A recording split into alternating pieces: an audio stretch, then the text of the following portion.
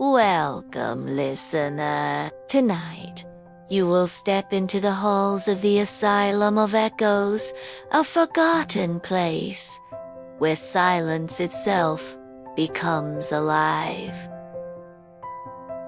This is not just a story, it's an invitation. So dim the lights, put on your headphones, and remember, the walls are always listening. If you enjoy this journey, don't forget to like, share, and subscribe, for there are many more shadows waiting to be told. The asylum stood at the edge of the woods like a sentence abandoned mid-thought. Its windows were tall and narrow, each pane dulled by dust, each frame leaning inward as though trying to keep secrets from spilling into the night. The gate was rusted but ajar, its bars twisted by time, not by hands. A sign still clung above the archway, its letters nearly erased.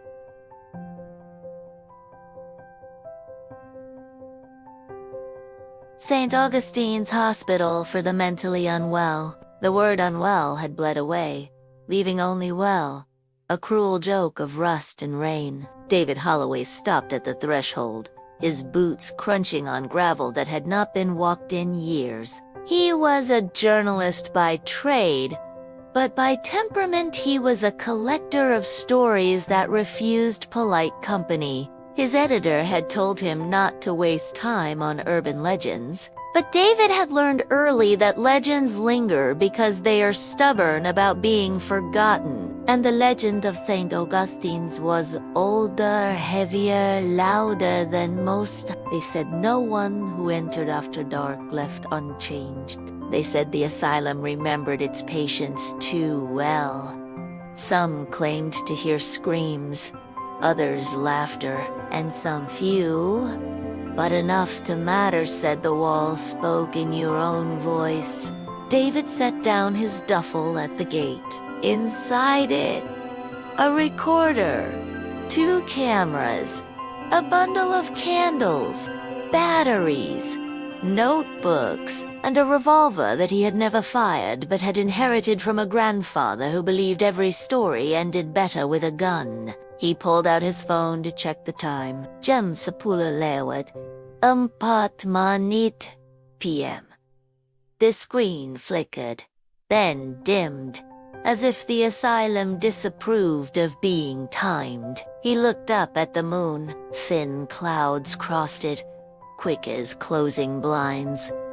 Then he stepped inside. The gravel gave way to cracked pavement, and the pavement surrendered to weeds that had claimed the courtyard. Statues leaned against the wall's angles, or once angles' faces, smudged by rain, wings chipped, eyes blind. The doors at the front of the asylum were wooden, enormous, scarred by weather and knives alike. He pushed.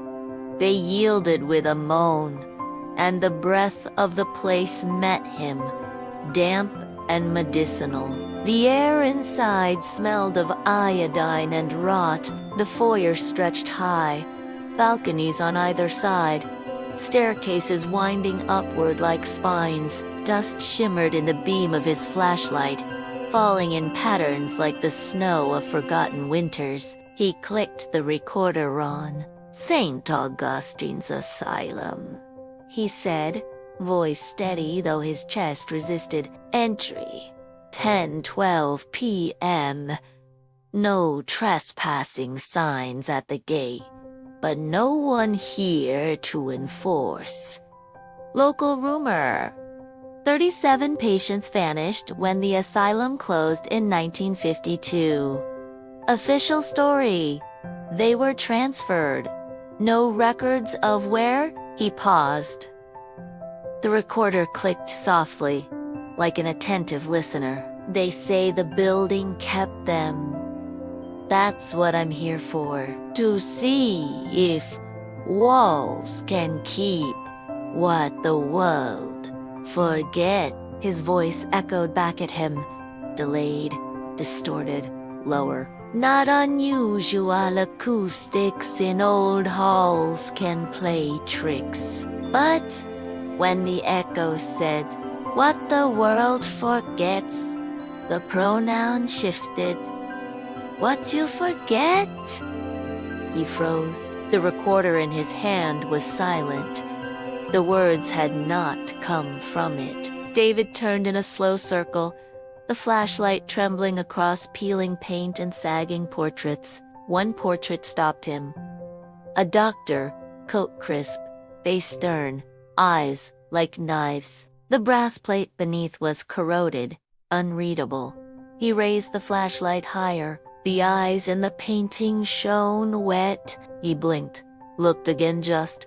Varnish catching the light. He laughed once, quietly, the kind of laugh you use to remind your lungs how to work. He climbed the staircase to the second floor. Each step complained like a patient denied medication. His boots stirred dust that remembered shoes from another era. The hall at the landing stretched long, lined with doors. Some hung open, others shut. Names were scratched into the paint with fingernails. Evelyn, Thomas, Jonah, Clara. He tried the first room. Inside, a bed frame. Mattress gutted, springs exposed like ribs. Chains hung from the wall. He lifted his camera, snapped a picture. The flash revealed something the flashlight had not. Words scrawled on the ceiling in black suit. "We are still listening," the echo carried down the hall. "Listening, listening, listening." David's throat dried. He muttered into the recorder. Room 201. Evidence of patient writings, possibly post-closure graffiti. Tone unsettling. His professional detachment sounded brittle, like paper threatening to tear. From the next room came a sound, a scrape, then another. He swung the flashlight beam inside. A chair rocked once, slowly, as though finishing what a hand had started. On the wall behind it, words etched deep. "Not alone." His pulse thudded. He snapped another photo. When the flash cleared, the chair had stopped. The scratches in the wall seemed fresher than they should. He forced himself back into the hall. "Early impressions," he whispered into the recorder. "The asylum is performing. Whether by coincidence of structure or something else, it knows how to stage." Fear. The air shifted, colder, sharper, moving against him rather than around him. His flashlight dimmed, then flared. The beam hit the far end of the hall. A figure stood there, tall, white gown, head tilted. He blinked, gone. The echo of his breath chased itself down the corridor, until it was not his breath at all, but someone else's, ragged, wet. David steadied the beam with both hands until his own breath stopped sounding like a stranger's. "Visual artifact," he told the recorder, though his mouth was dry. End of corridor. Possible pareidolia. The word felt like cardboard in his teeth. A metal cart blocked the next doorway 3 tiers. The kind that once carried gauze and glass syringes. As he nudged it aside, one wheel squealed and kept squealing even after the cart stood still. A thin ribbon of sound that refused to be cut. He stepped into what had been the nurse's station. A horseshoe counter, a dead clock, a wall of cubbies holding file jackets the color of weak tea. He ran the flashlight along the cubbies. Dust lit up, then settled like an apology. A ledger lay open on the counter. He wiped the film from its page and read, "Admissions, OCT 30. Meyer, Evelyn 19. insomnia, auditory hallucinations. Jonah T. 41. Religious Clara H. 26 Paranoia. Holloway D. 32. Invited. The beam jerked. His name was written in ink, as dark as a fresh bruise. He touched the entry and felt no tack, no trick. Old paper, old lines. He swallowed. Prank, he said softly, as if the ledger could be reasoned with. Kids, caretakers, whoever. A drawer banged somewhere down the hall. Not slam-danged, as if the building itself had misjudged its strength. He left the ledger and swung around the station. A corkboard covered in curling notices hung by 2 nails. He photographed it for later.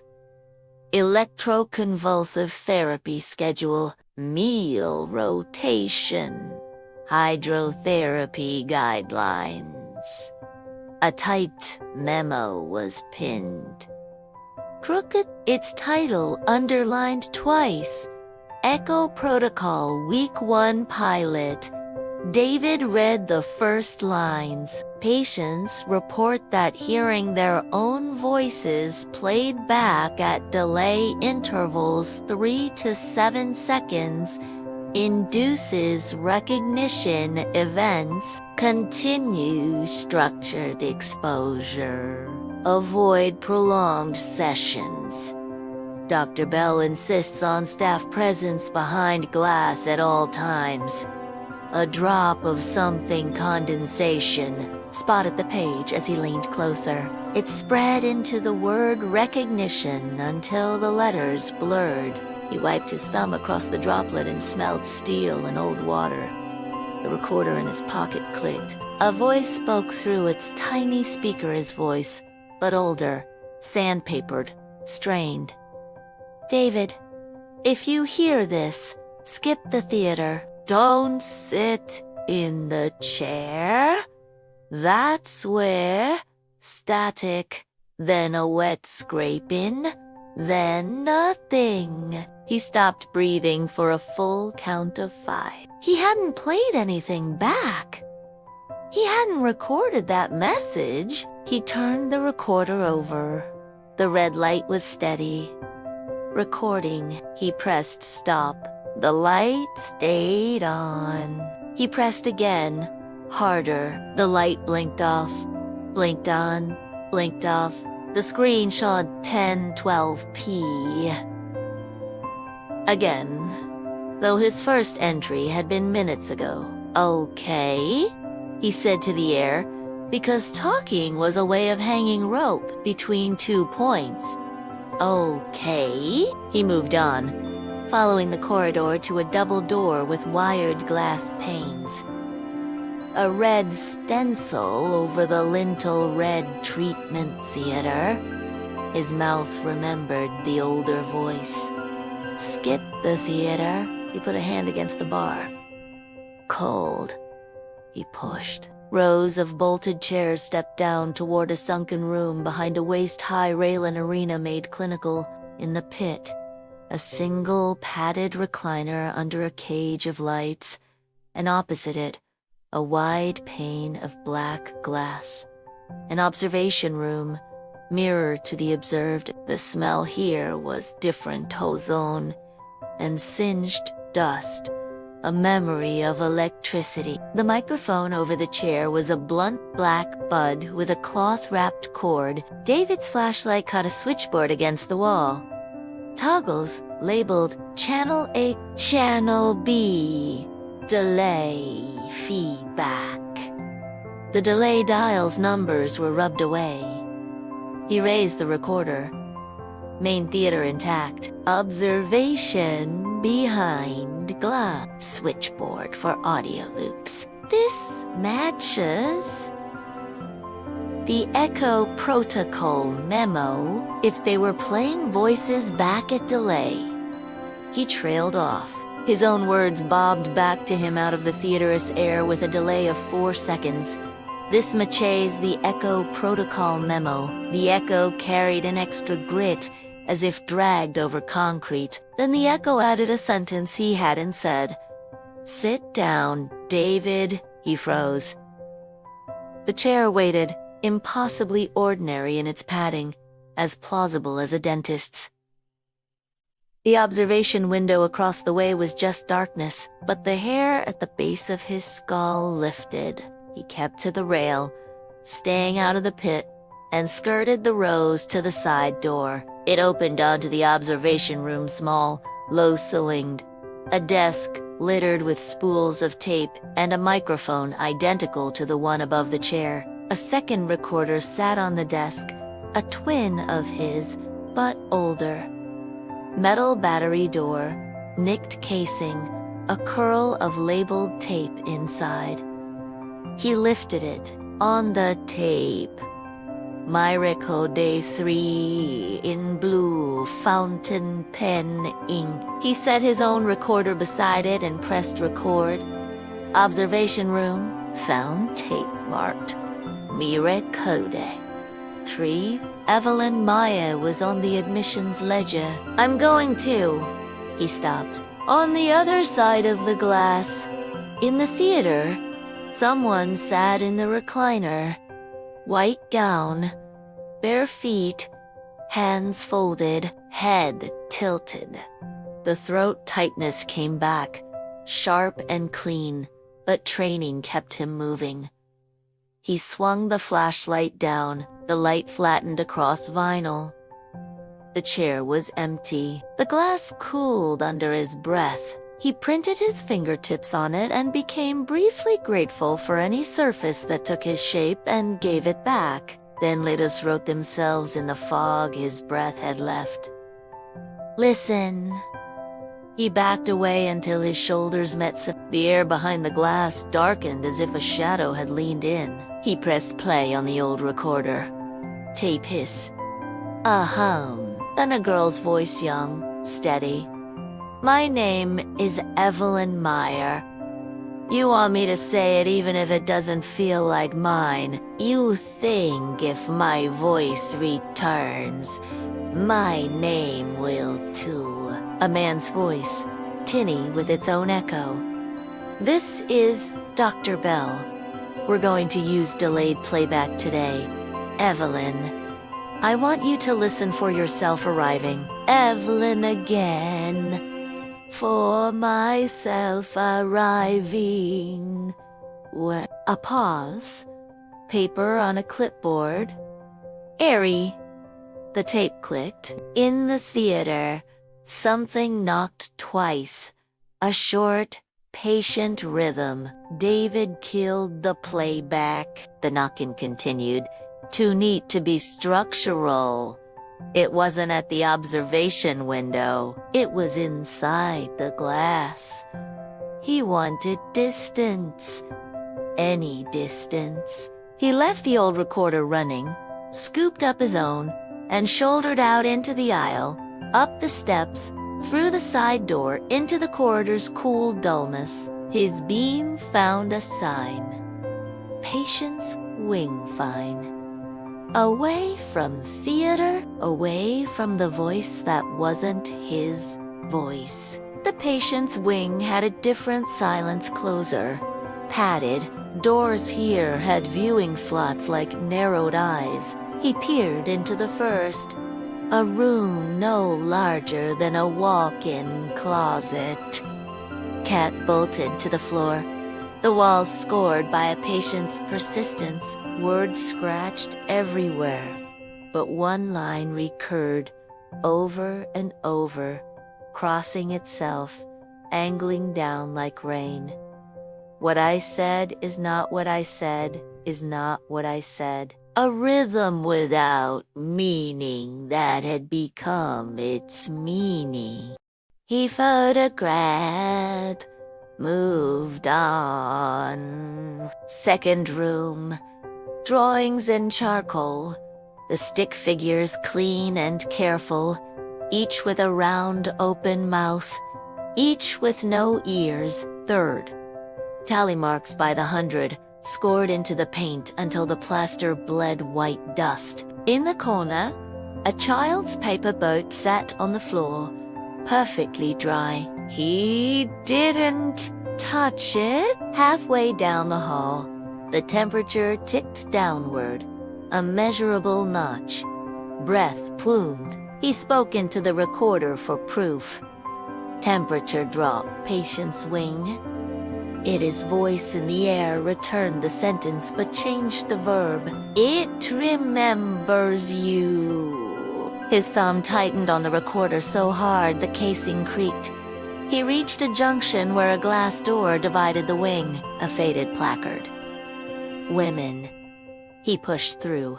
On the other side, the wallpaper changed roses where there had been nothing, a pattern of vines that climbed and sprawled around the door frames like a polite infestation. The names on these doors were softer, scripted, as if someone had come after and tried to make the past kind. Evelyn appeared twice. He chose the nearer. The room was neat in a way that was not possible. Cut straight.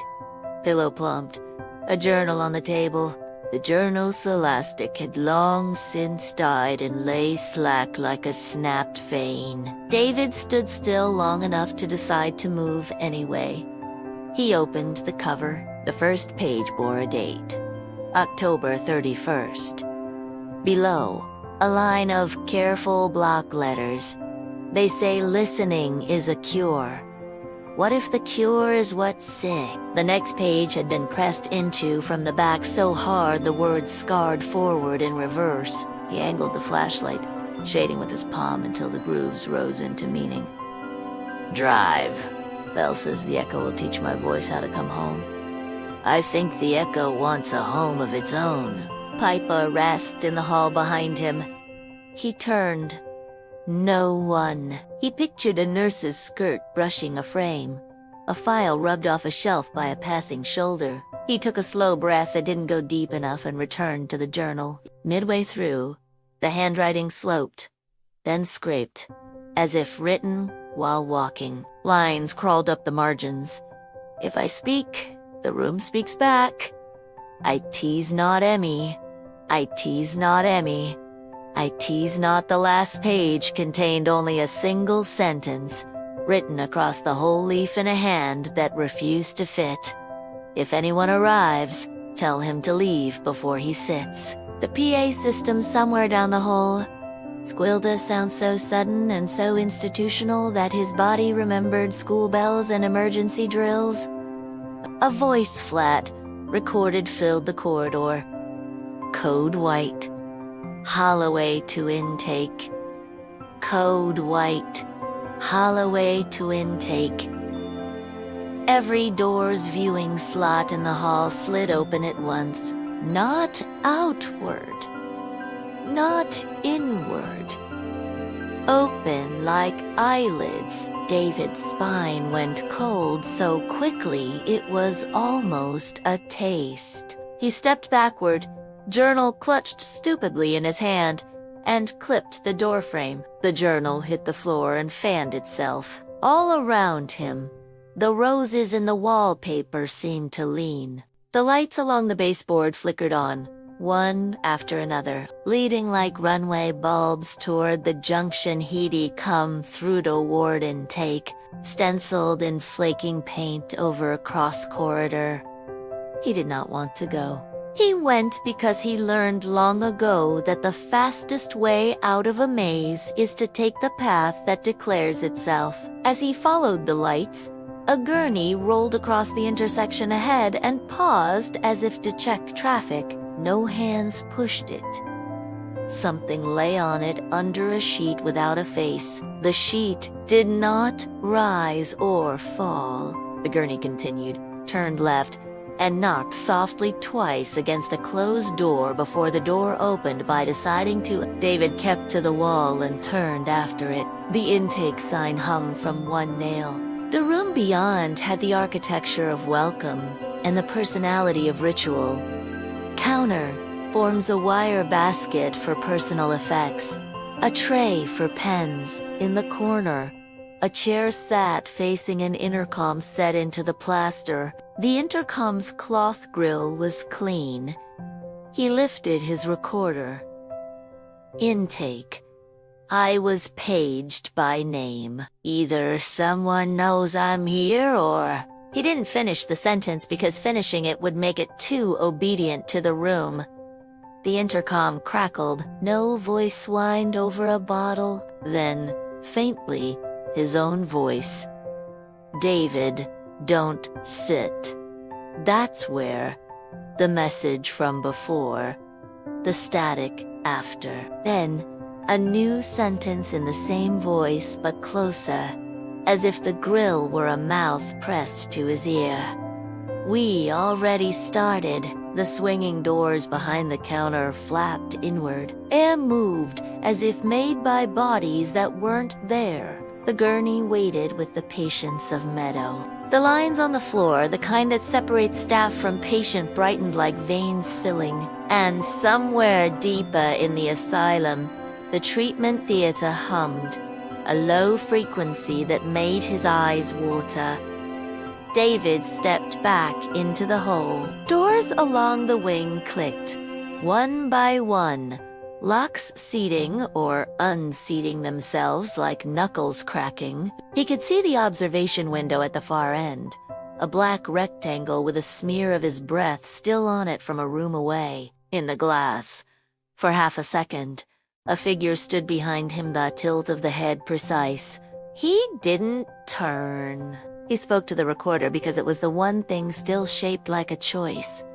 Chapter 1. The Arrival. The building is interactive. Echoes. Delayed feedback. Names in the ledger. Messages across devices. If this is a performance, it's flawless. If it isn't... He stopped again. The recorder clicked in his hand, and his own voice finished the sentence from somewhere in the vents. Then it's hungry. From the ceiling, a speaker popped. A woman's voice slid down a scale and found his name. Holloway to theater. We're ready for you now. He looked at the chair in intake, then down the lit path toward theater, then at the door marked staff only he hadn't tried. The gurney gave a patient little shrug against its bumper, as if to say, this way or that, there's only forward. He picked staff only because the sign had the decency to be honest. The knob turned. The door opened into a narrow service corridor that smelled of mop water and keys. It ran along the spine of the building, dim as a throat. Pipes thrummed in the walls, counting out a rhythm too slow to be a heartbeat and too regular to be weather. Halfway down, the corridor opened to a glass rectangle overlooking the theater. From here, high and lateral, he could see the chair below, the black mirror beyond it, the switchboard to the right with its ball dials, and in the chair, this time, there was no mistake. Someone sat, not gown white, not blurred, a man in a dark coat, the outline exact, the posture familiar because it was his. The figure lifted a hand and showed him the recorder it held the same make, the same 3 scratches on the battery door. The hand pressed play. His own voice filled the service corridor, clear as if spoken into his mouth. David. If you hear this, you're about to do the one thing they need. Narrate your own obedience. Don't give them that. Find the doctor's office. Find Bell. The room below reacted not. The man. The building. The lights hardened, the hum deepened. He watched his nod self lower the recorder and look up, exactly where he stood, exactly at the correct pane of glass. The nut self smiled in a way he had never seen himself smile. Then the observation window opposite bloomed with writing, white on black as if chalk had grown there. 4 words. Inevitable now. We are still listening. He ran. Not from panic runs, without aim but from selection. Away from theater. Away from intake. Into this service spine where buildings keep their unsuperstitions. Behind him, the PA clicked, and the speaker sighed, and the asylum learned his pace and matched it. To be continued. David forced himself to take 3 breaths, counting each. His pulse obeyed eventually, though the silence around him seemed to hold its own tally. He kept the recorder running, the red light winking in his palm. Hallway. 2nd floor, he whispered. Visual anomaly. Figure at the end of the corridor gown. Tall, stationary, vanished upon second look. His voice quivered. He steadied it. Note. Possible residual image from stress or reflection from cracked glass. He scanned the far wall again with the flashlight. Only peeling paint, flaking like old parchment. Yet the afterimage of the figure burned behind his eyes, stubborn as truth. David pushed forward. Each door gaped like a mouth waiting to be fed. He passed one that smelled faintly of mildew and iron. Another draped with sheets that fluttered though no window was open. The sheets whispered against each other, words without consonants. He didn't linger. Halfway down, his boot struck something small. He crouched. A child's shoe, buckled, scuffed. Too clean. He snapped a photo. The flash swallowed the hall, then abandoned it darker than before. When his sight adjusted, the shoe was gone. The recorder clicked. A second voice joined his. We are still listening. David dropped the device in shock. It clattered on the floor. The red light blinked steadily. No error, no distortion. He picked it up with hands that remembered steadiness. Unexplained interference on recording. He managed. Mimicry of subject's voice. Could be radio bleed, though. No reception here. The corridor ended in double doors marked Ward C. One door hung from its hinge like a broken jaw. Beyond, darkness pulled, thick and certain. He adjusted his duffel, gripped the flashlight tighter, and stepped through. The ward smelled of old soap and old fear. Beds lined the walls. Their frames skeletal, mattresses collapsed into hollows. Straps dangled like vines. On one wall a calendar from 1952 still clung, its pages fused by damp. June. Nothing marked after. David walked slowly, each beam of light unveiling another fragment of abandonment. On the far side, a desk slumped, drawers open like tongues. He rifled through brittle papers, most blank with mold, until one sheet resisted, ink still sharp. Dr. Alcott's notes. Patient 37. Subject responds to silence as though it were a language. Claims the wall's answer. Further observation required. He traced the words with his finger. The paper shivered, or his hand did. He snapped another photo, shoved the page into his notebook. Behind him, a bed creaked. He turned. Nothing. The creak came again. Not from one bed, but from all of them. Springs groaning, fabric sighing. Beds that had not been touched in 70 years were shifting. Restless, some sagged, as if a weight pressed into them.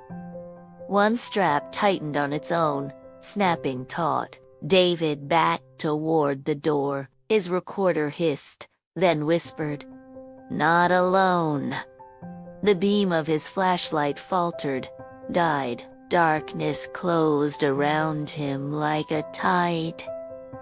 Then laughed, childlike, high-pitched, from the far end of the ward. He spun, pulled the revolver from his bag. Though his hands knew it was useless, the laughter grew, multiplied, echoed until every bed chuckled. Then silence slammed down, heavy, final. The flashlight flickered back to life. Every bed was empty, every strap loose. David breathed hard, sweat breaking cold across his neck. He spoke quickly into the recorder. Wards see manifestations, auditory hallucinations, possible movement of objects. Beds creaked simultaneously. Voices, children's laughter, resolve without interaction. His voice cracked.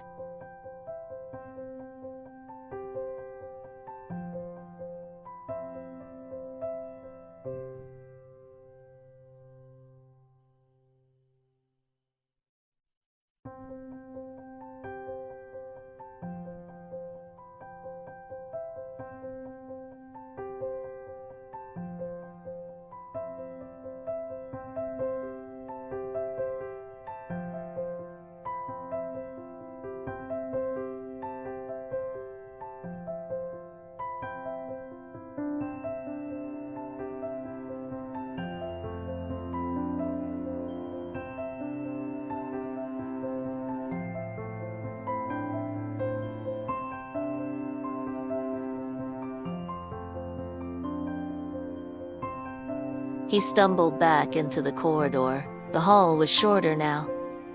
He stopped, stared. It had been at least 50 paces long before. Now barely 30. Doors, fewer. Names scratched into the walls had He read them out loud, as if naming could anchor them. Evelyn, Jonah, Clara. A new name appeared where his light touched. David. His breath hitched. He ran his thumb across the wall. The letters were grooved deep, fresh. His skin blackened with soot. The echo down the hall whispered his name, slow and wet. David. He steadied himself, clenched the recorder.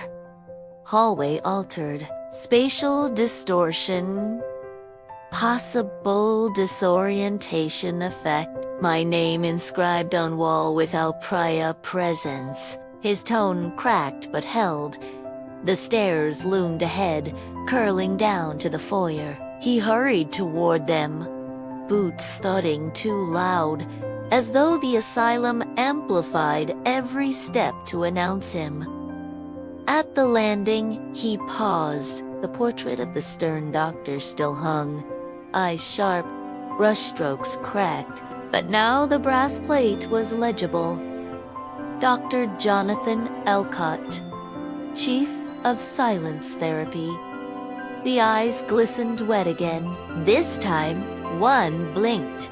David's breath fogged the air before the portrait. He lifted the flashlight higher, heart hammering against the cage of his ribs. The eyes on Dr. Alcott's painted face seemed to glisten with something more deliberate than varnish.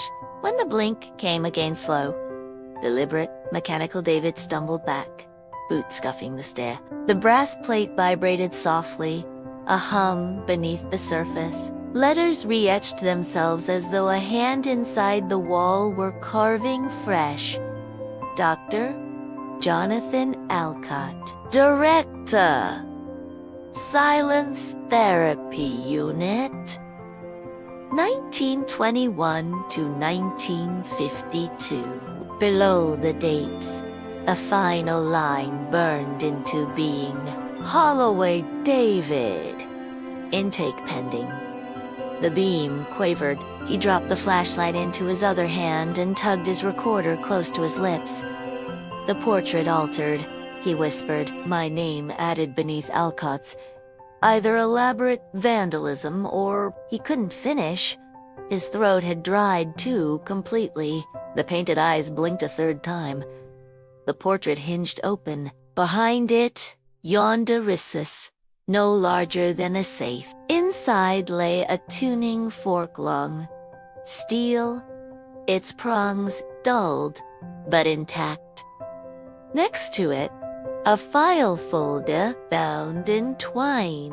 The folder bore his name in ink so fresh it bled through the paper. David hesitated. He should leave, but stories don't grow unless you cut them open. He reached in, the air of the recess colder than the hall itself, and pulled both items free. The folder opened with a sigh. Typed sheets slid against each other. Patient. Holloway.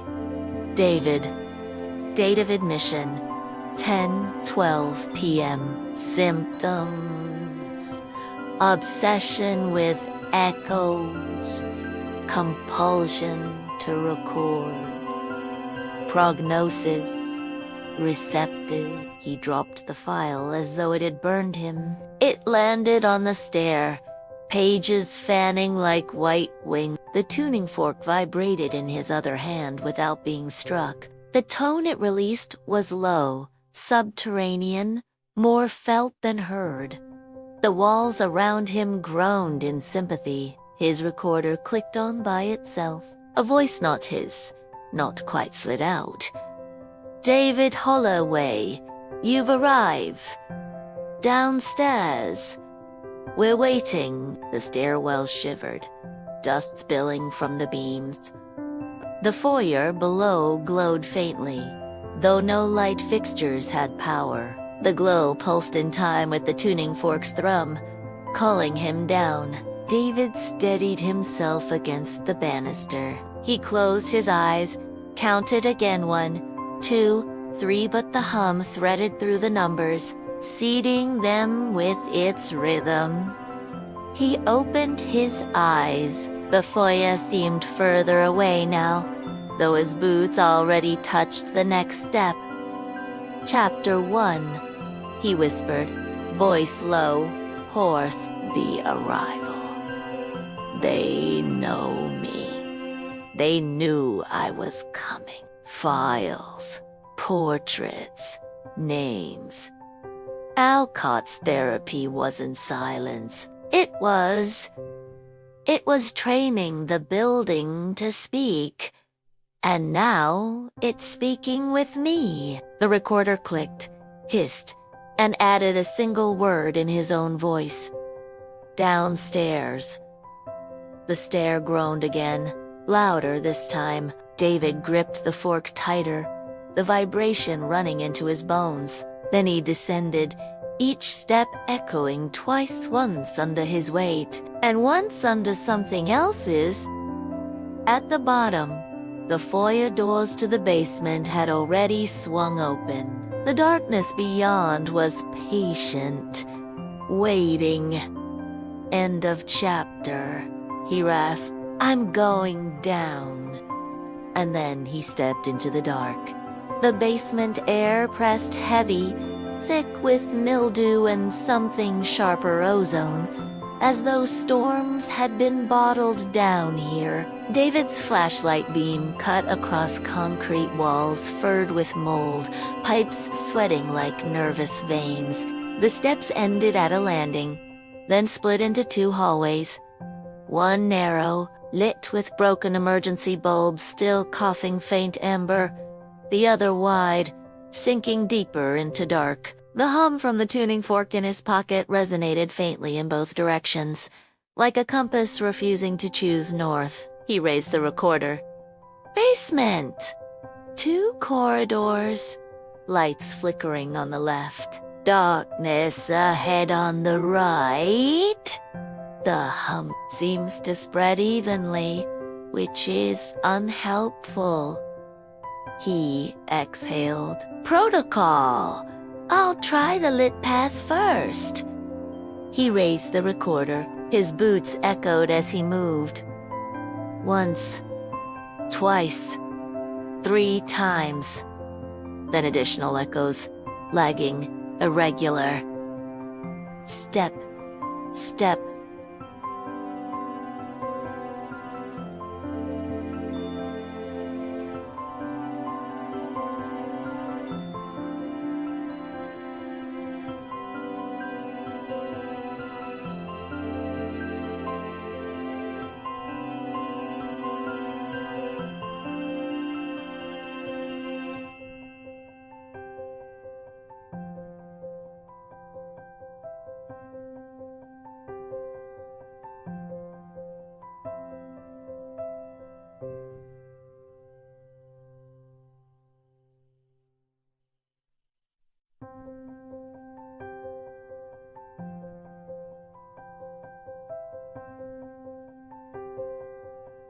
Daddy, step.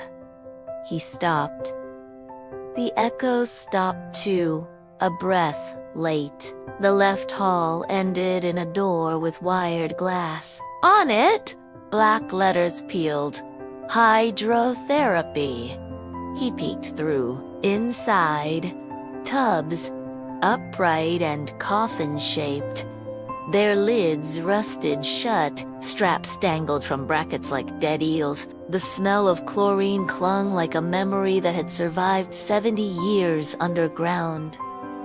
He entered, his flashlight swept across porcelain-stained brown. Gauges cracked, handles seized in place. One tub had its lid ajar. He leaned closer. Inside, the padding bore an imprint. Shoulders, spine, skull. As though someone had pressed into it last night, not decades ago. He snapped a photo. The flash flared white. When it faded, the imprint was gone. The padding was flat, dust smooth as a made bed. From another tub, a whisper rose faint, as if bubbles carried words through water that no longer existed. He crouched close. The whisper grew clearer. Help me! Help me! His throat tightened. Isiduao. Adieu, he muttered into the recorder. Possible vent interference, but vents don't beg. The tub's lid creaked wider.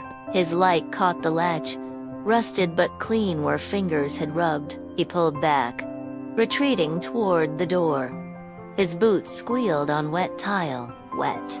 He flicked the light down.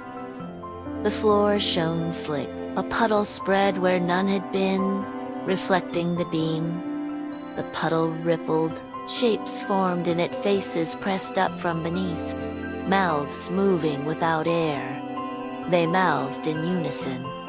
We're still listening. David stumbled back, shoulders striking the doorframe. The recorder hissed, then repeated the same words in his own cadence. We're still listening.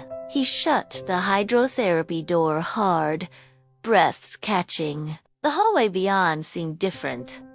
Longer. He turned right, toward the wider, darker corridor. Here, the whispers began. At first, he thought it was airflow, currents tugging words from cracks. But as he walked, the whispers grew distinct, layering, overlapping. They came from the walls, the ceiling, the floor.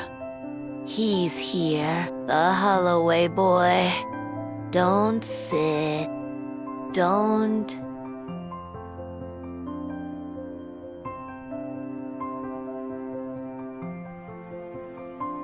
Don't make him listen. He pressed the recorder tight to his mouth, auditory phenomena intensifying.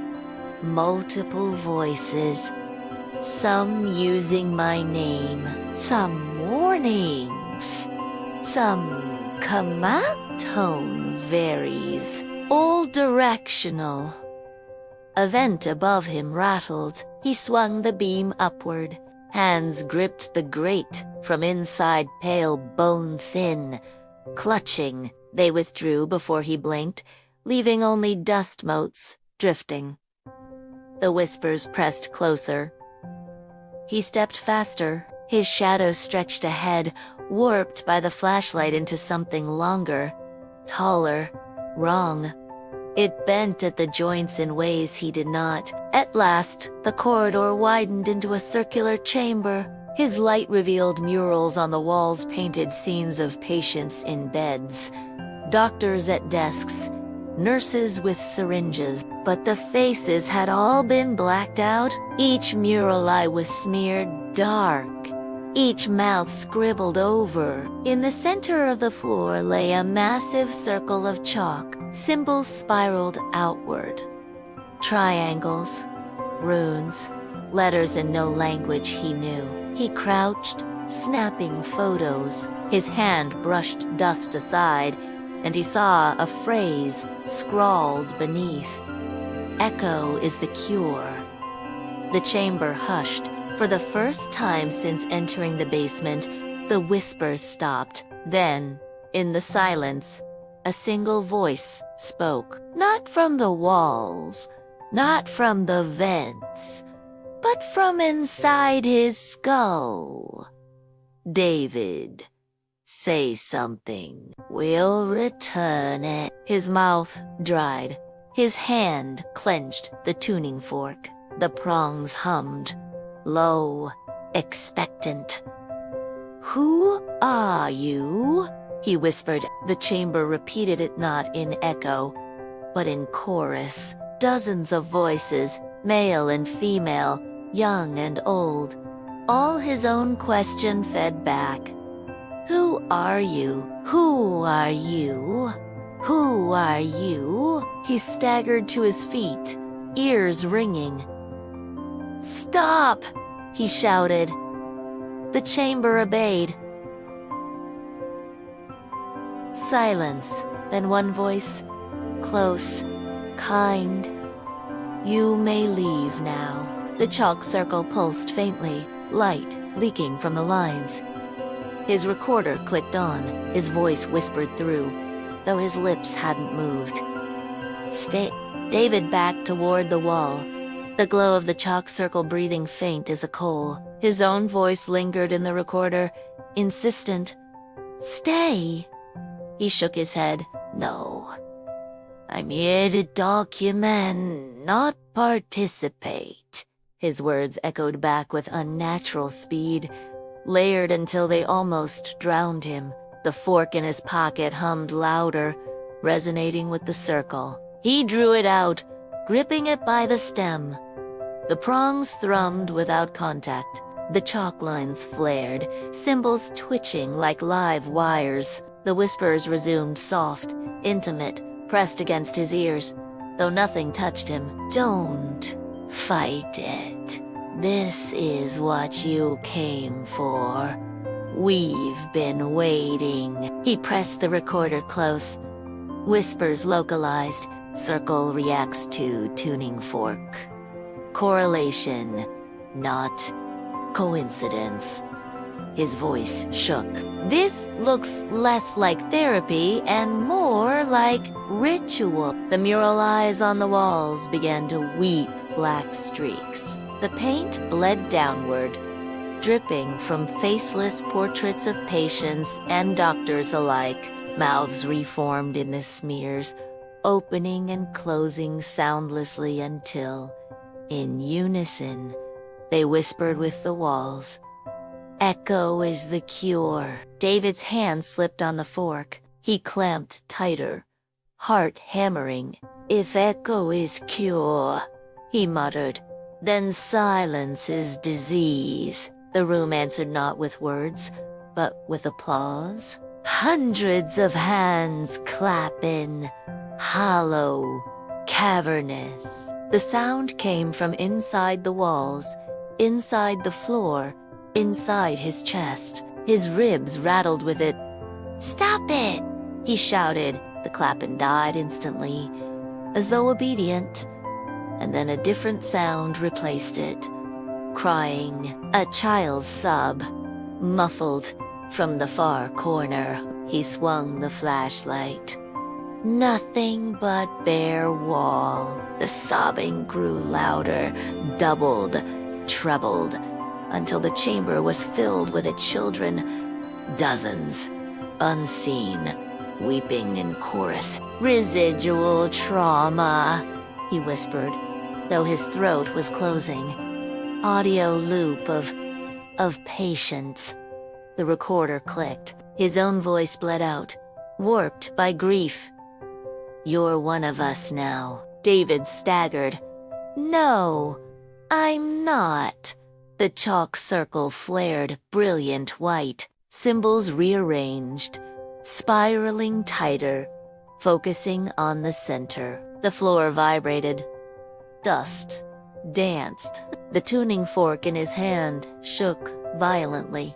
From the circle's center rose a shadow, taller than a man, featureless, except for its mouth wide, jagged, echoing. It opened, and every whisper he had heard in the asylum poured out at once. "Not alone. Holloway to intake. Sit down. Don't sit. We are still listening. Echo is the cure." He fell to his knees. Palms clamped to his ears. The voices penetrated bone, skipping skin and muscle, flooding thought. His recorder clattered to the floor, light blinking as though in panic.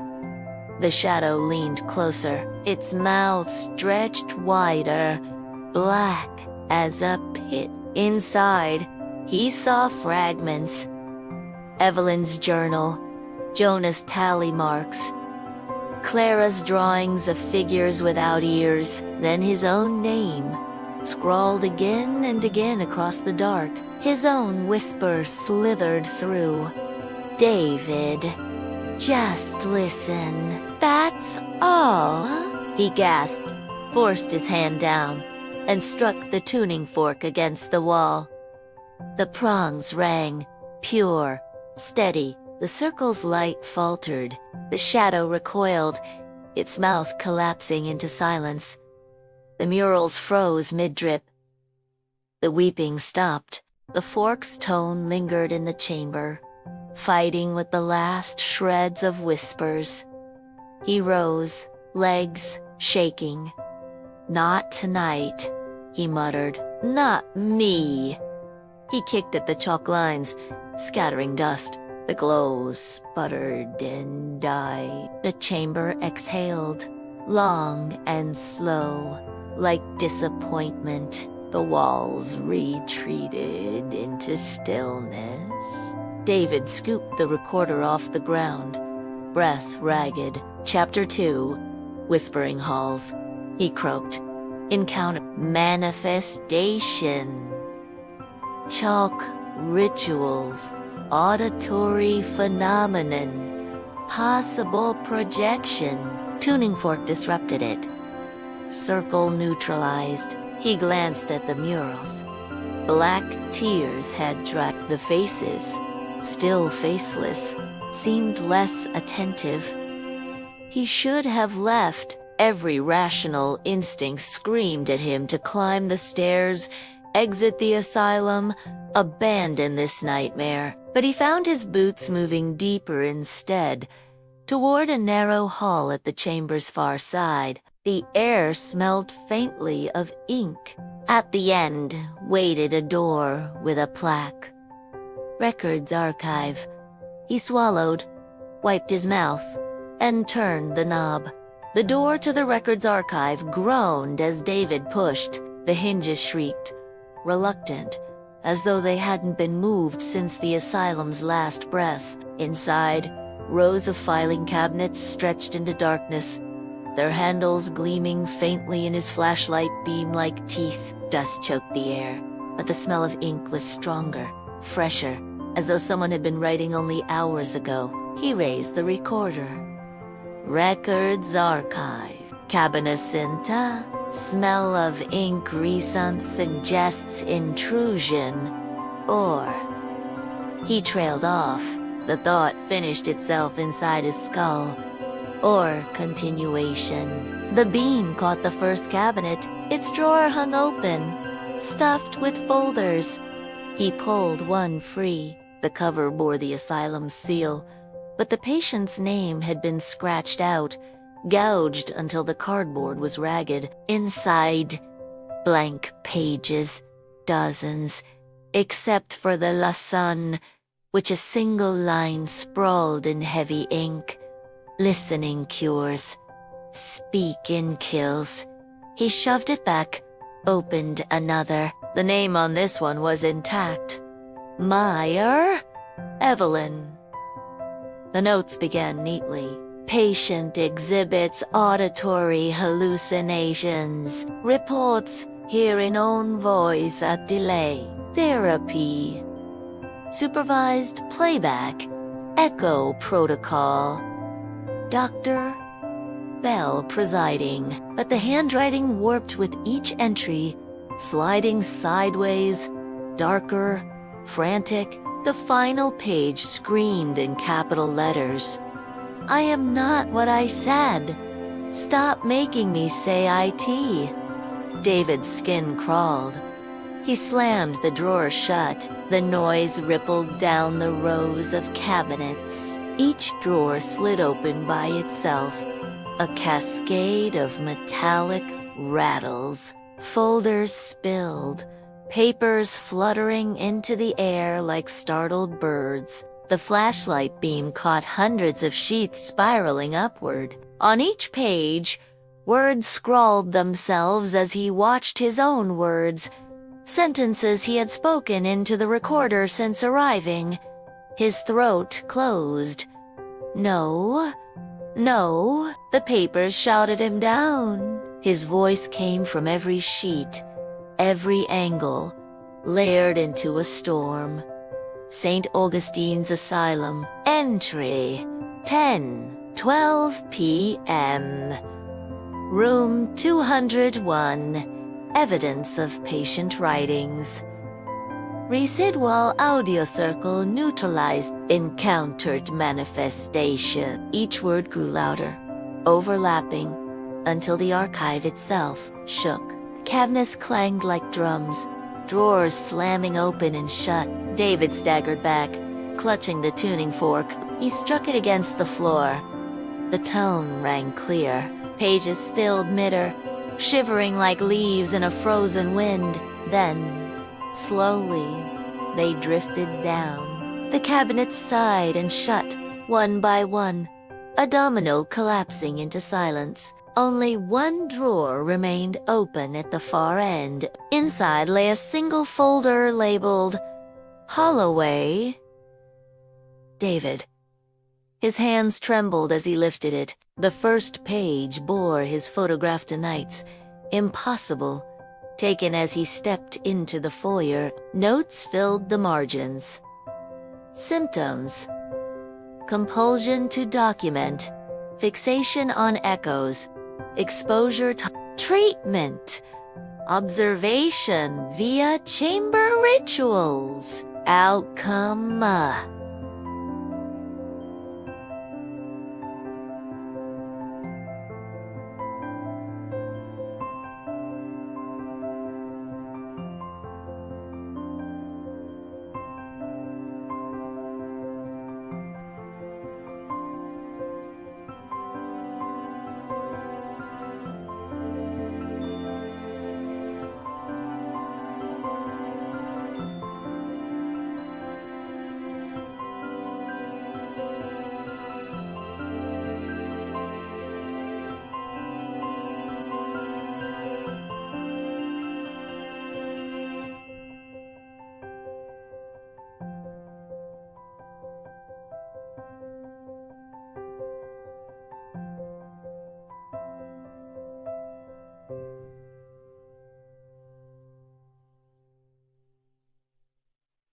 The last page was blank except for one line at the top.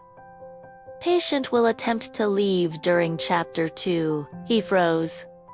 The line blurred, then sharpened into new words.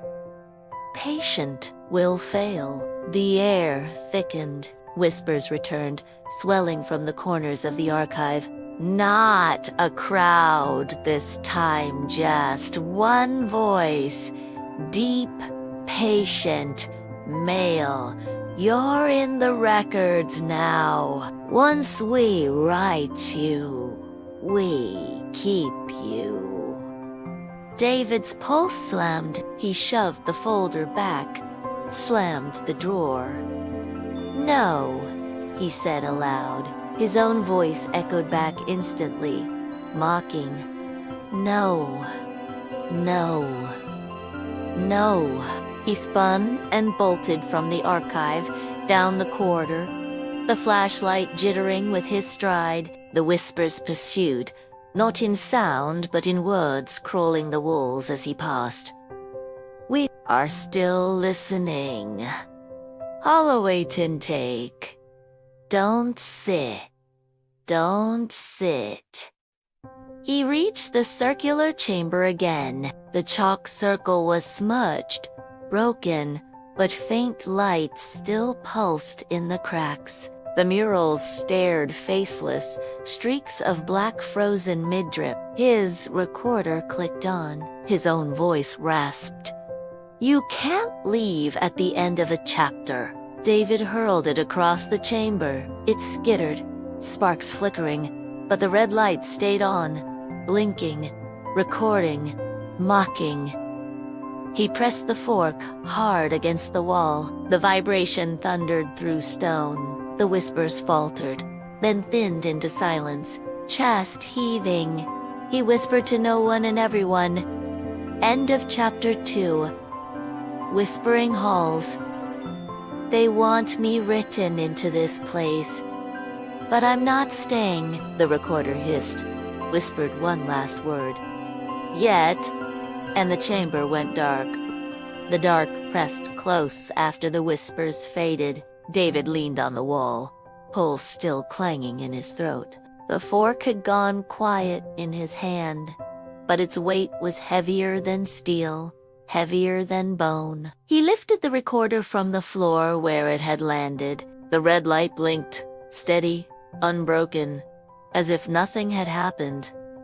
He thumbed it off. It stayed on. He swore under his breath, stuffed it into his pocket, and let it blink against his leg like a parasite. The chamber spat him into another corridor, narrower than the rest. The paint peeled in strips, curling like tongues. A brass plate on the wall read, Patient's wing be the smell changed here. Not mildew, not ozo, sweat, ammonia, copper. The smell of bodies, too many in one place. His flashlight beams slid across door after door. Each had a slit at eye level. Each fitted with a hatch bolted shut from the outside. Names scratched above. Jonah, Clara, Marcus, Holloway. David froze. The letters above one door were fresh, cut deep into the paint. Holloway. He raised the light. The slit in the door stared back like a pupil. He forced himself to lean closer. Inside nothing but darkness. And then, faintly, a voice behind the wood, ragged, low. Let me out. He stumbled back. The voice was his own. The tuning fork trembled in his hand. The hum seeped through the door, and the slit exhaled a breath cold enough to fog his light. Documenting, he whispered, forcing control. Wingby found cell marked with my name. Heard. Cell. His throat closed. He coughed once, pushed on. Strong phenomena will not engage. He hurried past, eyes fixed forward. The next door bore a scratched scrawl of tally marks. Not names, hundreds, thousands, crossing over each other until the wood splintered. The hatch dangled loose. Broken from the inside, he lifted the beam. The cot inside was shredded, the mattress torn into strips. On the wall above the bed, gouged so deep the brick showed through, were the words, "What I said is not what I said." He snapped a photo. The flash lit the corridor, and in that instant, every slit in every door along the hall blinked open at once. Eyes stared from the dark. Dozens of them, some wide and wet, some narrow, some bleeding, none human. David backed toward the wall, fork raised. The eyes followed, unblinking. His flashlight flickered, dimmed, then went out. He stood in blackness. The eyes glowed faint, phosphorescent, like fungus blooming in the dark. And then the chorus came. "Say something, David. Say it. Say it." The voices layered until they became a chant. His throat seized. He raised the fork and struck it against the wall. The tone cut through the dark, clear, metallic. The eyes vanished, slits slamming shut like guillotines. Silence thundered back. His light returned.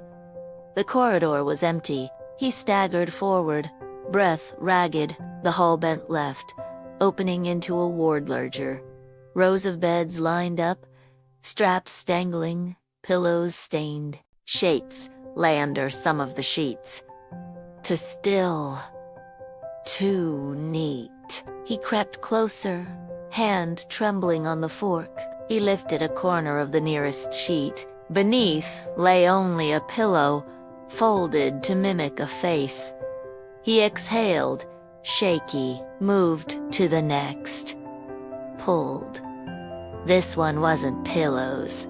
It was a body, desiccated, skin stretched tight over bone, mouth wide in a scream that had never ended. The eyes were gone, sockets filled with paper. He leaned closer. The papers were journal pages, words scrawled over and over. "Echo is the cure." The corpse's jaw clicked, paper fluttering with the movement. It whispered, "Airless. Listen." David recoiled, sheet slipping from his fingers. The body stilled, jaw sagging open. He turned, ready to flee, and froze. Every bed in the ward now had a shape beneath the sheet.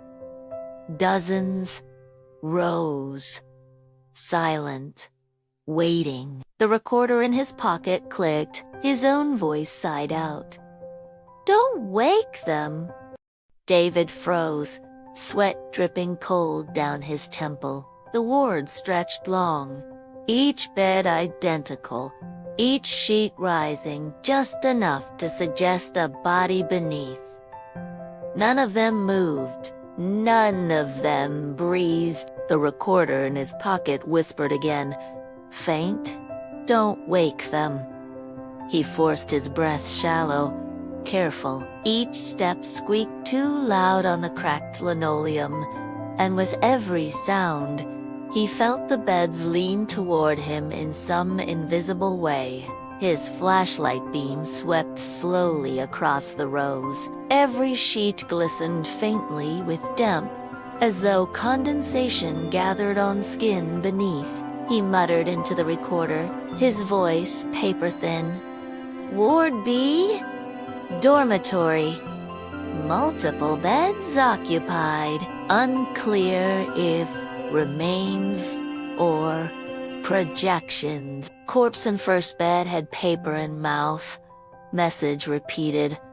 "Echo is the cure." One sheet near the far wall twitched. Not a trick of the beam, an unmistakable ripple, as though something had just shifted beneath it. David gripped the tuning fork, pulse drumming, residual energy. He whispered. Though he didn't believe it, the twitch came again. Then another sheet. Then another, slowly, deliberately. As though responding to his presence.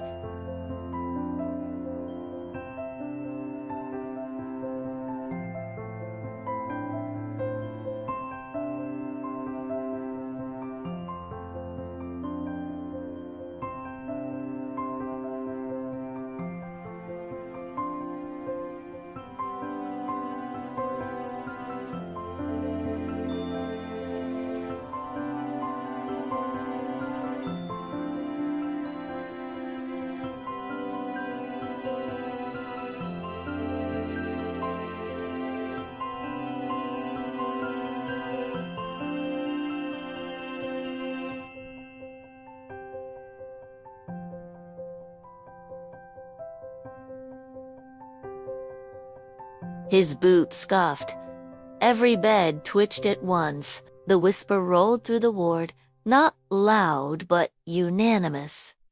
Say it. The sheets writhed. Shapes beneath sat up in unison, their outlines crooked, necks bent. David's flashlight flickered, fought, then failed. Darkness pressed. The beds creaked. Dozens of them. Springs whining like voices. Feet thudded against the floor. David slammed the tuning fork against a bed frame. The note rang bright, metallic, cutting through the dark.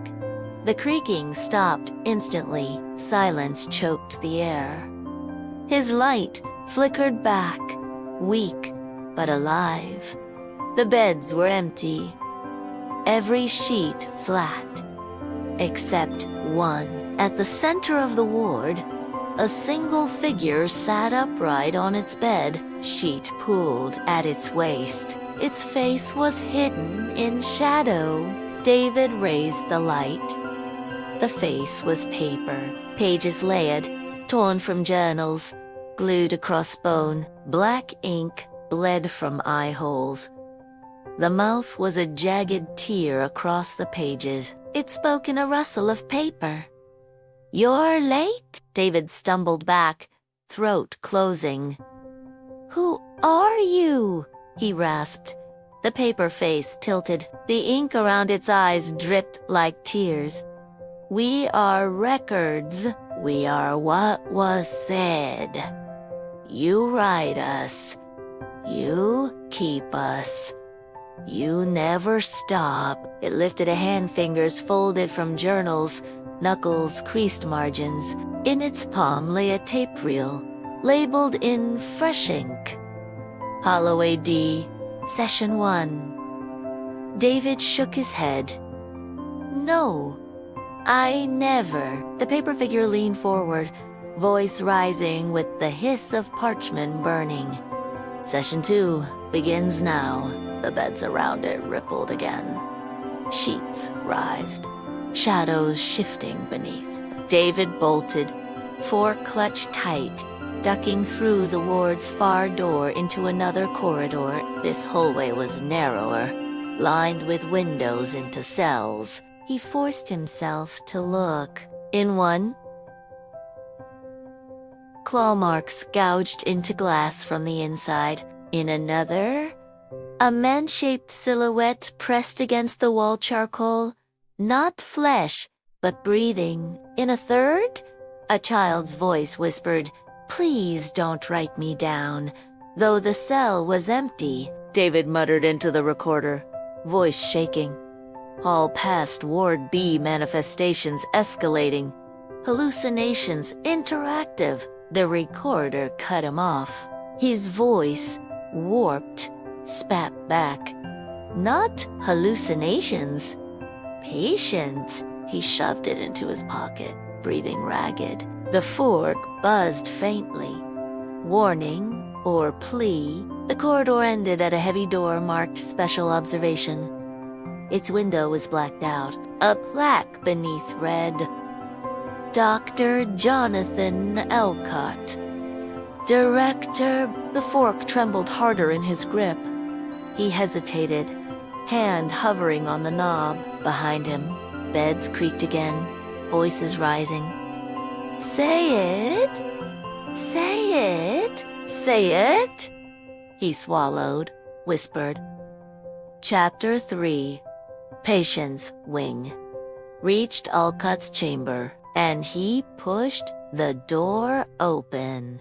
The special observation door gave way with a reluctant groan. The hinges moaned like an animal trying to sleep through pain. David swept the flashlight inside. The beam fell across a room far larger than the others, part office, part cell. The walls were padded, though the padding had burst in places, yellow foam bleeding out like tumors. Against one wall stood a desk piled with reels of tape, notebooks, and glass jars filled with what looked like dust, but felt too heavy to be dust.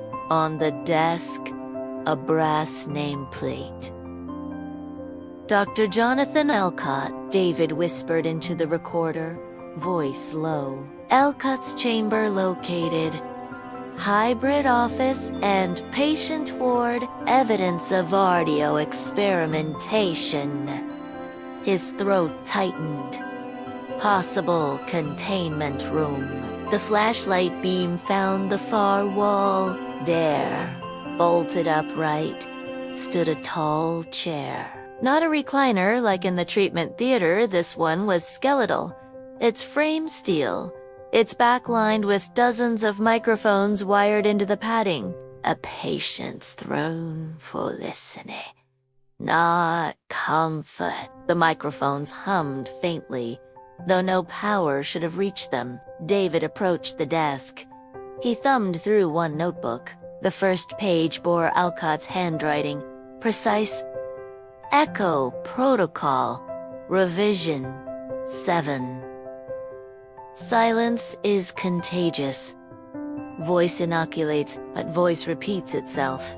We teach the patients to hear themselves, until they are cured of hearing at all. The walls carry the rest. The next page was smudged, frantic. The building remembers. It repeats. It improves. Soon, it will not need us. David slammed the book shut, chest tight. A tape reel clattered to the floor. He hadn't touched it. It rolled until it struck his boot. The label. Holloway Intake. He staggered back. The microphones in the chair hissed, then crackled alive. His own voice poured through, distorted but unmistakable. Ward C manifestations. Auditory hallucinations. Possible movement of objects. Beds creaked simultaneously. Voices, children's laughter. David's blood iced. Those were his own notes words he had recorded earlier tonight. The chair spoke again. Basement. Chamber with chalk circle. Shadow manifestation. Tuning fork disrupted. His flashlight shook. He forced words into the recorder. The room is replaying my voice. Stored. It's the microphones overrode him. The room is replaying my voice. Stored. They weren't repeating. They were finishing his sentences. David's throat closed. He struck the tuning fork against the desk. The prongs sang, clear and sharp. The microphones faltered, hissed, then fell silent. But from the padding of the chair came a groan. Not static. Flesh. He swung the beam. The padded back bulged outward, as though something pressed from inside. Hands. Faces. Dozens. Stretching the material. Mouths moving silently. One pressed harder than the rest. A face nearly breaking through. Its lips moved until a whisper bled into the air. David, he stumbled back, fork raised. What do you want from me? He shouted. the chorus answered through the microphones. Layered, precise. "We want you written." The padding split. A strip tore down the chair sen from within. Paper pour not pages, not books, but words themselves. Scrawled in ink, sheets, twisting like limbs. A figure began to rise, built entirely of transcripts. His own words inked across them. Every note he had spoken since entering the asylum was printed across its body. The paper figure raised a hand, its palm black with sentences, its voice rustled like leaves caught in fire. "You've been recording since you arrived. You belong to us now." David struck the tuning fork against the wall. Desperate, the tone clashed with the whispers, shredding them for a breath. The paper figure shuddered, its words flickering. He bolted, out the door, back into the corridor. The ward groaned alive behind him, beds creaking, sheets thrashing, voices rising. "Say it! Say it! Say it!" He ran until the corridor split. One sign pointed back toward theater, the other toward records control. He leaned against the wall, chest heaving, fork still trembling in his grip. He lifted the recorder, voice hoarse but steady. End of chapter 3. The patient's wing isn't empty. The records are alive. They've written me into them. Alcott's chair still occupied. I'm not just documenting anymore. They're documenting me. The recorder clicked, and his own voice early air, commensurate from the device. They're documenting me. David snapped it shut. But the red light blinked on anyway. The corridor whispered back, calm, certain. On to the next session. David steadied himself against the cold plaster, breath still ragged from the ward. His palm throbbed where he had gripped the tuning fork too tightly. A faint bruise already darkened the skin. The fork itself pulsed warm, as if alive. The corridor narrowed, funneling him toward a heavy oak door marked in flaking paint. Records control. Unlike the other doors, this one had no slit, no hatch, no scratches, just a small brass dial lock, its numbers long since worn smooth. As he reached for it, the lock clicked by itself. The dial spun lazily, then settled. The latch released with a sigh. The door drifted inward.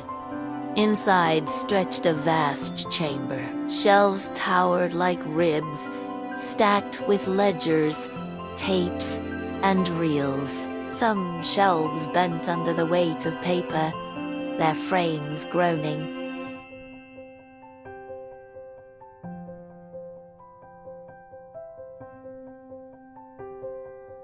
The smell of ink and mildew fused, thick enough to sting. A single light bulb swung from the ceiling, swaying though no draft moved. David lifted the recorder. Records control. Massive. Archive. Contents appear. Infinite. His words faltered as he realized. Every shelf was organized by dates, but not years past. Tonight. Tomorrow. Next week. He pulled a ledger from the nearest shelf. Its cover read, Holloway David, 11:46 p.m. His gut knotted. He flipped the page. The entries describe actions he hadn't yet taken. He enters records control. He lifts a ledger. He reads his own name. His gut knots. He slammed the book shut, chest burning. The sound echoed too long. bouncing between shelves like trapped birds. From deeper in the room, a shuffle. Papers rustled. Deliberate, not random. David whispered into the recorder, phenomenon. Records that predict behavior. Self-writing ledgers, potential causality loop. The shelves ahead groaned. A figure emerged, shoulders bent under the weight of folders clutched to its chest. Its body was draped in a torn lab coat. The face, if it was a face, was blank paper, smudged with ink fingerprints. The figure set a ledger on a nearby table and opened it with care, as though handling scripture. Its voice rasped, like a pen dragged across parchment. Dr. Bell, presiding. David froze. Not Alcott. Bell. The figure tilted its paper face toward him. You came for records. Holloway. Records are all that's left. Do you want to read yours? The ledger turned itself, pages flapping open until they landed on a fresh sheet. Words inked themselves across it in real time. Patient. Holloway. David. Session 4. Reads his record. Refuses, then accepts. Voice cracks. Pulse elevated. Silence observed. The figure pushed the book toward him with slow, careful hands. David whispered, I won't read it. The recorder in his pocket clicked, hissed. His own voice crawled out. I won't read it. The figure's head tilted. The paper mouth curled into the suggestion of a smile. You already did. The shelves groaned louder. Ledgers slid free, spilling open across the floor. Every page bore his name, his handwriting, his voice transcribed. Words he hadn't spoken yet. Sentences describing how he would leave this room, how he would falter, how he would return. The tuning fork in his hand vibrated violently. He struck it against the desk. The tone cut sharp, bouncing through the shelves. For a breath, the ledger stilled. The pages stopped writing.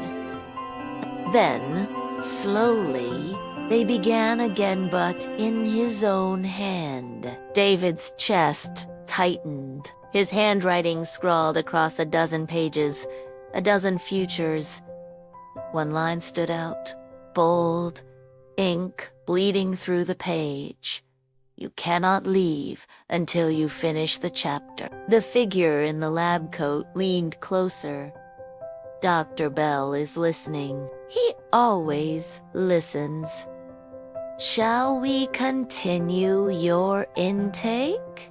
David backed away from the ledger, the tuning fork trembling in his grip. The figure in the lab coat followed with slow, deliberate steps, the whisper of paper on paper marking its movements. Dr. Bell is listening, it repeated. Dr. Bell writes everything down. The shelves stirred. Pages peeled themselves from ledgers, lifting into the air. They circled David like moths, words crawling across them even as they spun. He forced his eyes shut, but the words pressed behind his lid, sentences etched in his own voice. He snapped the recorder up. Records control. Manifestations of predictive writing. Lab coat figure claims to be Dr. Bell. Text appears in my handwriting, describing events as they happen. Possible. The recorder cut him off. Not possible. Certain. His thumb trembled over the stop button. The light stayed red. Steady. Merciless. The lab coat figure raised a folder and opened it toward him. The pages inside fluttered wildly, forming one phrase again and again. Sit in the chair. David shook his head. No. The pages rustled louder, ink dripping from the words like oil. The shelves around him echoed the command. Hundreds of ledgers slamming open and shut. Sit in the chair. Sit in the chair. At the far end of the chamber, a door unlatched itself. The hinges sighed. Beyond it, dim light revealed another padded chair, this one upright, wires running from its frame into the ceiling. A microphone dangled above it, black and swollen with mildew. The figure gestured toward it. Your session must continue. Chapter 4 is incomplete without it. David staggered back, struck the tuning fork hard against a shelf. The ringing note blasted outward, scattering the floating pages. For a moment, the shelves stilled. The words dimmed. He ran. He darted past the open door, deeper into the records chamber. The shelves grew taller, the rows narrower, the smell of ink suffocating. He tripped over fallen folders, stumbled, kept going. His flashlight jittered, illuminating glimpses. A file labeled Meyer. Evelyn terminated with every page burned black. A tape reel spinning by itself. No player attached. A drawer yawning open to reveal a stack of mirrors instead of paper, each reflecting not him but the asylum's corridors. He reached a dead end. A desk loomed there, larger than the rest, carved from oak. Its surface was littered with fountain pens, each one scribbling furiously across blank ledgers, with no hands guiding them. Ink spilled, pooling into words that crawled down the desk leg like insects. Above the desk hung a portrait. Not Elcott, another man. Thin, hawk-nosed, eyes sharp as scalpels, brass plate beneath. Dr. Leah's bell.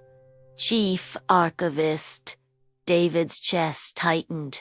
The eyes in the portrait gleamed wet, and then the mouth painted closed, curled open in a grin. You've arrived, the portrait whispered. The voice rattled the shelves, filled the room like a draughtless wind. I've been waiting to hear you. David raised the tuning fork. His arm trembled. I won't play your game. The portrait chuckled, paint cracking at its edges. It isn't a game. It's a record, and records don't ask permission. The desk drawers slid open. Files spilled out, thousands of pages, each bearing his name, his childhood, his first articles, arguments he'd forgotten, every moment of silence where he hadn't spoken but here. They had been written anyway. One file slapped against his chest and stuck there, pages unfurling across his coat. His own voice bled from them. David Holloway, age 32, intake pending. David tore it free, hurled it aside. Ink splattered across the floor like blood. The portrait of Belle leaned further from its frame, voice rising. Every silence will be filled. Every word will be echoed. You will never stop talking, because I will never stop listening. The shelves shook violently, ledgers raining down. Papers shrieked with ink. The tuning fork buzzed so fiercely it nearly leaped from his hand. David slammed it against the oak desk. The tone exploded, shivering the air. The portrait wailed, paint bubbling. The shelves groaned and collapsed inward, spilling ledgers like bones. Through the storm of paper, David saw another door, narrow iron, marked with rusted letters. Archive restricted. He lunged toward it, ducking flying files, pushing past ink-soaked folders that clung like hands. His shoulder struck the door. It didn't budge. Behind him, the portrait roared. Chapter 4 isn't over. Sit in the chair! David turned, chest heaving, tuning fork raised. Benna! I'll end it myself. He swung the full cod against the iron door. The vibration screamed, louder than before, and the lock burst. The door creaked open, spilling blackness deeper than the flashlight could touch. David stepped inside. The iron door swung wider with a groan, its hinges coughing rust. A breath of air exhaled from the blackness beyond, cold, wet, and heavy with the stink of ink and mildew. David lifted the flashlight, but the beam seemed swallowed whole. The recorder in his pocket clicked. His voice, low and resigned, bled out. Restricted archives. Final entry. He gritted his teeth. Not final. The space beyond the door wasn't a room but a cavern, carved into the foundation itself. Shelves lined the walls, but these weren't wood or steel. They were carved directly into stone, filled with jars instead of files. Each jar contained scraps of paper suspended in murky fluid. Some glowed faintly, as though lit from within. He crept closer. The nearest jar held a scrap scrawled with one word, Meyer. The paper twitched, like something alive pressed against glass. Another jar contained pages smeared with black lines, too blurred to read. Others pulsed faintly, releasing bubbles that sounded like sighs. The whispers began again, but softer, here intimate, urgent. They rose not from the walls, but from the jars. Every scrap spoke, voices muffled through liquid. Names, please. Fragments of screams. David whispered to the recorder, his voice thin. Restricted archive. Storage of fragments. Voices. Patient's words preserved in fluid. They're still speaking. A jar near the center rattled violently. Its lid popped free with a sharp metallic crack.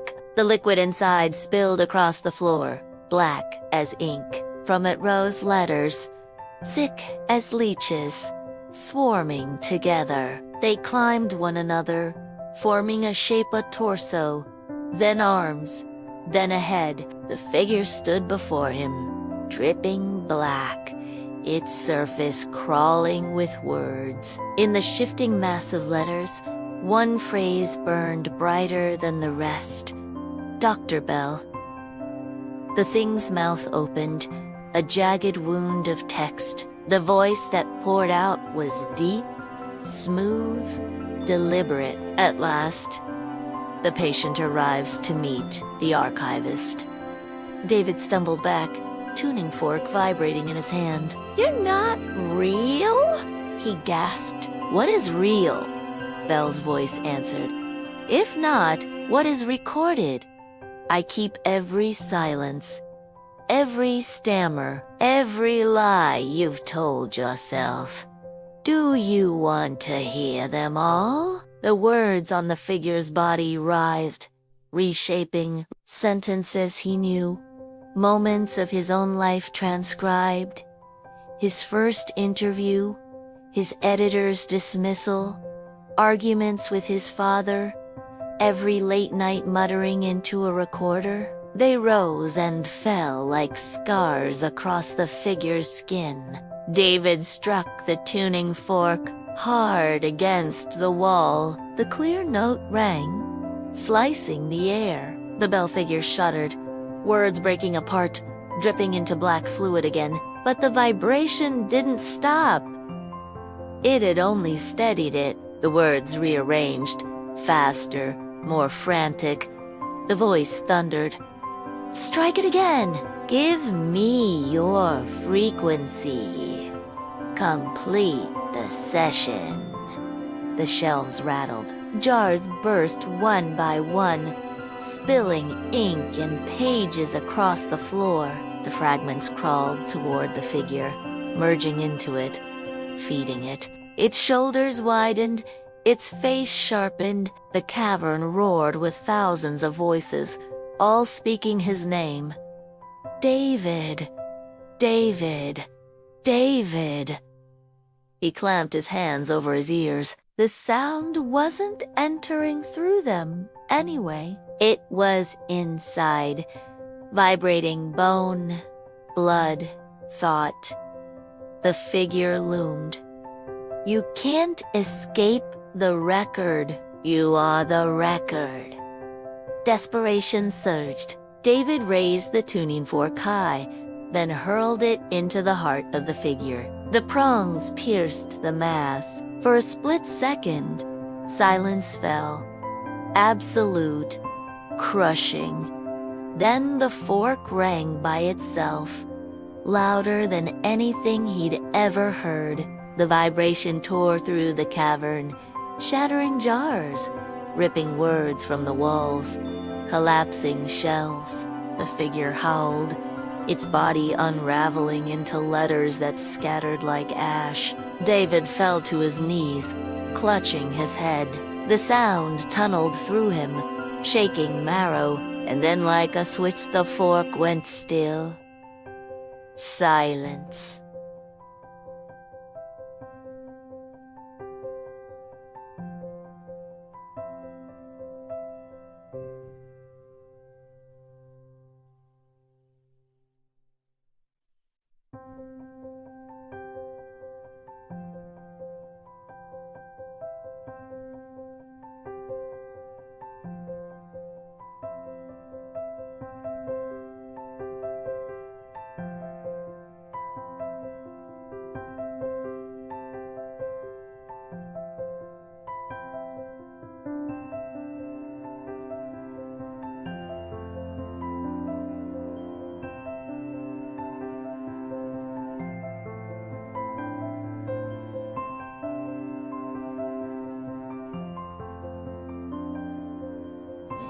Jars shattered, ink pooling across the floor. The figure of Belle was gone, its words scattered to dust. Only the fork remained, lying in the puddle, motionless. David crawled to it, hand shaking, and picked it up. Cold. Now, just metal. He lifted the recorder, voice raw. Chapter 4. The Doctor's Records. Restricted archive encountered. Manifestation of Dr. Bell constructed from fragments. Neutralized with tuning fork. Archive collapsed.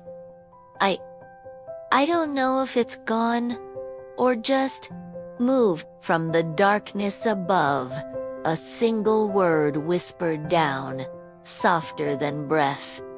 Listening. David staggered back into the corridor, lungs burning as though the air itself resisted him. The door to the restricted archives slammed shut behind him, iron shrieking against stone.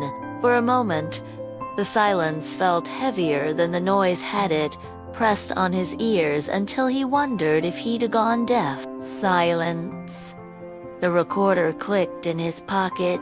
His own voice whispered, "You're not deaf, just observed." He yanked it free, shaken. Records destroyed. Bell neutralized. Fork still functional, but he broke off, realizing his words were being etched even as he spoke. The corridor walls were covered in new graffiti. His own sentences, jagged in black ink, sliding across plaster as if written by invisible hands. He forced himself forward. The hall bent sharply, ending in another sign. Laboratory wing. Authorized staff only. The paint was bright. Too bright. Fresh. He shoved through the swinging doors and froze. The laboratory wing was not ruined like the wards. Lights buzzed faintly overhead. some flickering, some steady. Tables were arranged neatly, glass beakers intact, steel trays gleaming. The smell of antiseptic cut the air, sharp enough to sting his nose. It looked recent. His boots echoed across white tile as he moved deeper. Along the walls, cabinets of instruments lined up in perfect order. Syringes, scalpels, head frames, electrode caps, nothing rusted, nothing broken. And in the center of the main lab stood a large chair bolted to the floor. Wires ran from its frame into humming machines. Electrodes hung like nooses from above. David's throat closed. Experiment chamber. Still operational. The machines flickered to life, gauges spinning, needles jerking upright. A reel-to-reel recorder whirred on a side desk. Tape began to roll by itself. A voice crackled from the speaker, calm, clinical. Dr. Alcott, supervising. Session 42. Echo induction trial. Subject: Clara H. Age 26. Condition: paranoia. David's flashlight shook in his hand. The machines rattled as the tape continued. Clara, I don't want to sit. Please don't make me. Alcott. You must listen. Clara. The echo will show you the truth of yourself. Clara crying. It isn't me. It isn't my voice. It's wrong, Alcott. That means the cure is working. The voice dissolved into static. David stumbled back. They weren't treating them. He whispered. They were breaking them. The fork trembled in his grip, faint, sympathetic. From behind him came a sound. Leather straps tightening. He spun. The chair in the center of the lab had buckled itself open, waiting. The electrodes swayed gently. The recorder clicked. His voice, older, ragged, rasped out. Don't. Sit. That's where it started for me. The hairs on his arms rose. He backed away toward another door. The sign above read, Observation Theater. Through the small glass pane he saw rows of seats, dustless, immaculate, as if an audience had just left, and against the far wall a row of shadows still sat, heads tilted, unbreathing. David whispered into the recorder, voice trembling. Chapter 5. The Experiment. The lab is still alive, machines working. Sessions replaying. Chair waiting. Audience present. The tape reel on the desk spun faster, tape squealing. Voices tumbled out, layered, dozens at once. Sit down. Listen.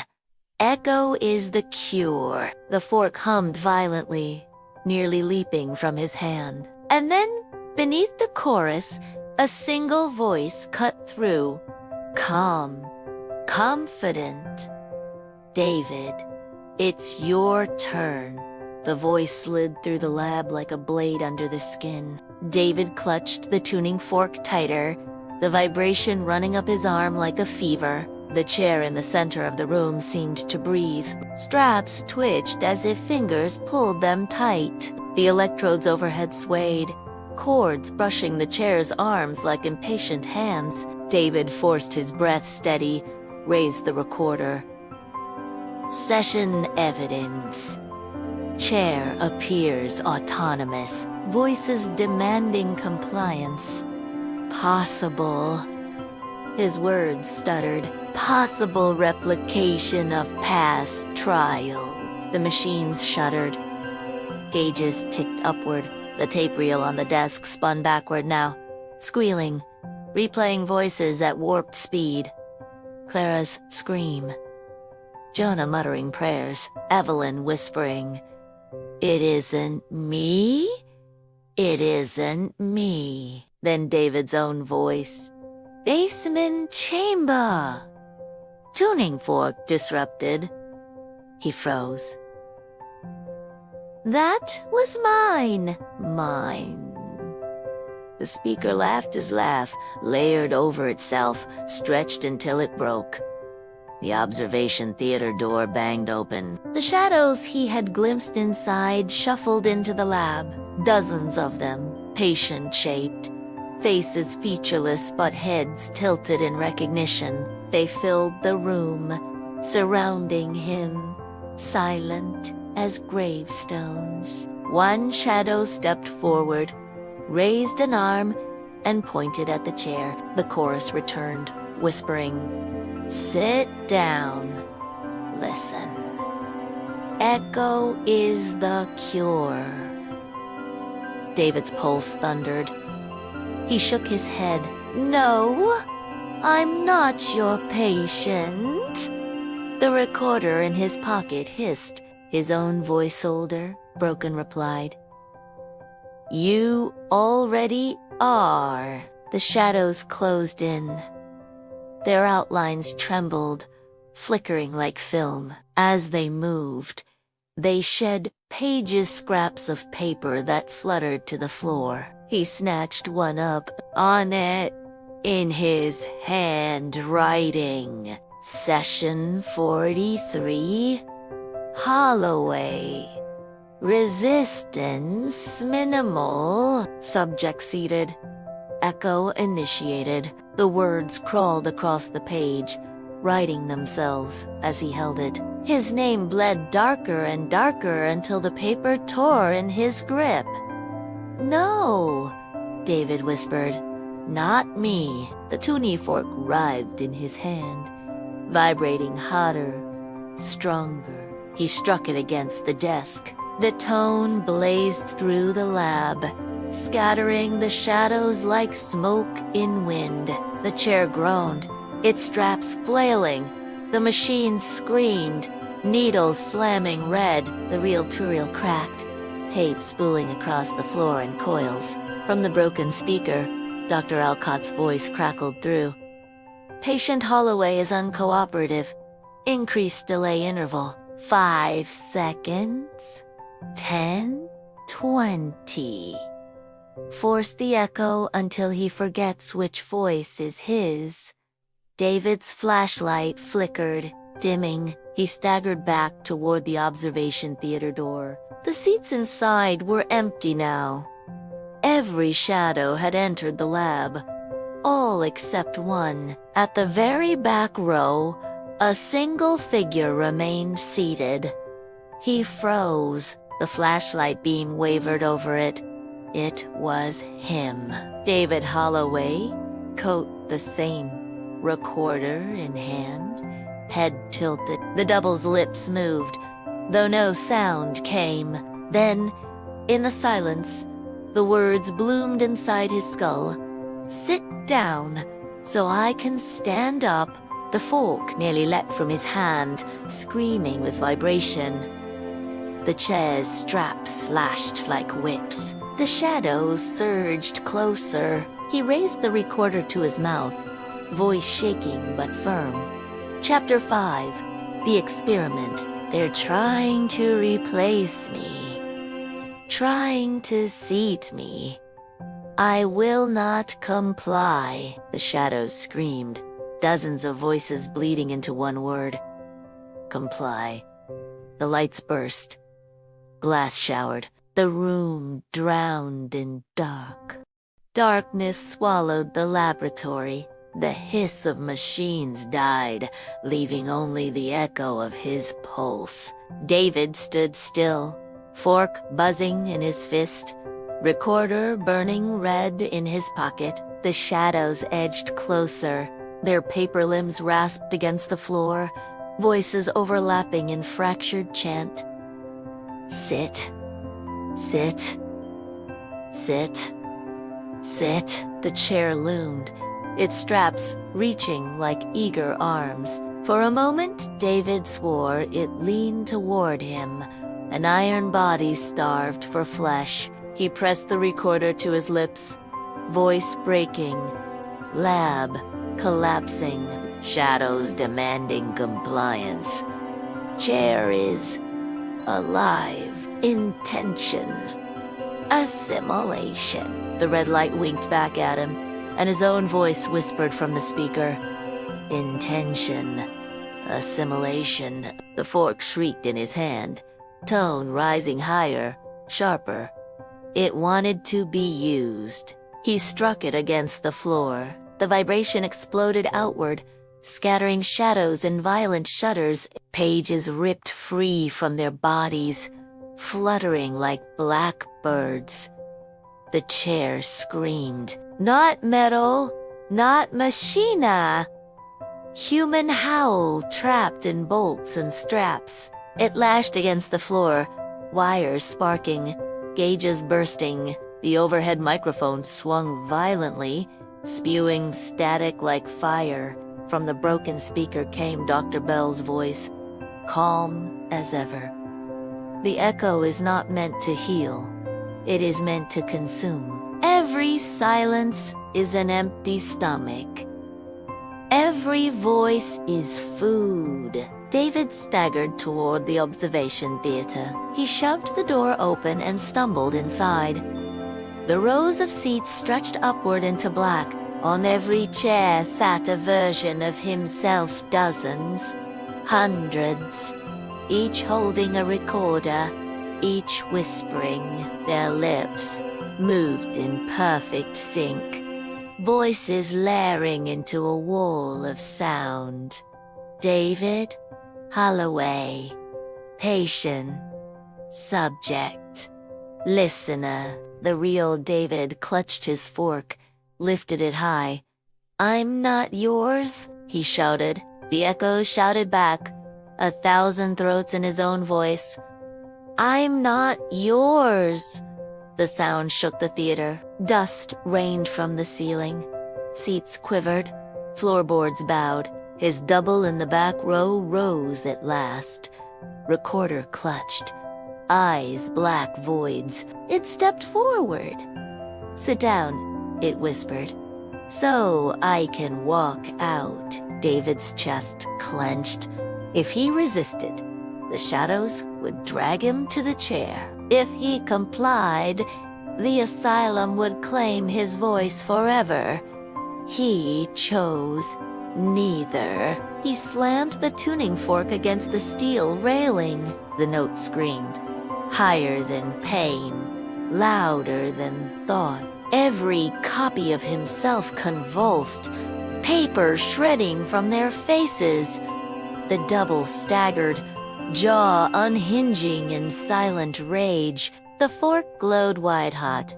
He drove it into the floor. The vibration roared.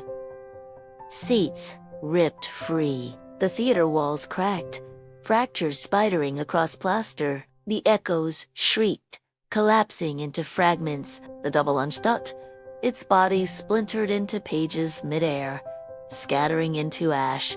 The fork rang once more, then fell silent, broken in two. David collapsed to his knees, chest heaving. The theater lay in ruins, shadows gone, machines dead. He lifted the recorder with shaking hands. End of chapter 5. The experiment. Chair destroyed. Echoes dispersed. Fork broken. I don't know what I am now. Not patient, not observer, just surviving. The red light blinked once, twice, then the device whispered, almost gently, "For now." And the silence that followed felt less like peace and more like waiting. The broken tuning fork lay at David's knees. Its prongs split like a snapped wishbone. For the first time since entering St. Augustine's, the asylum was quiet too quiet. No whispers in the walls. No pages rustling. Just silence so thick it pressed against his ear. He lifted the recorder. The red light blinked once, then held steady, waiting. His voice came out, hoarse.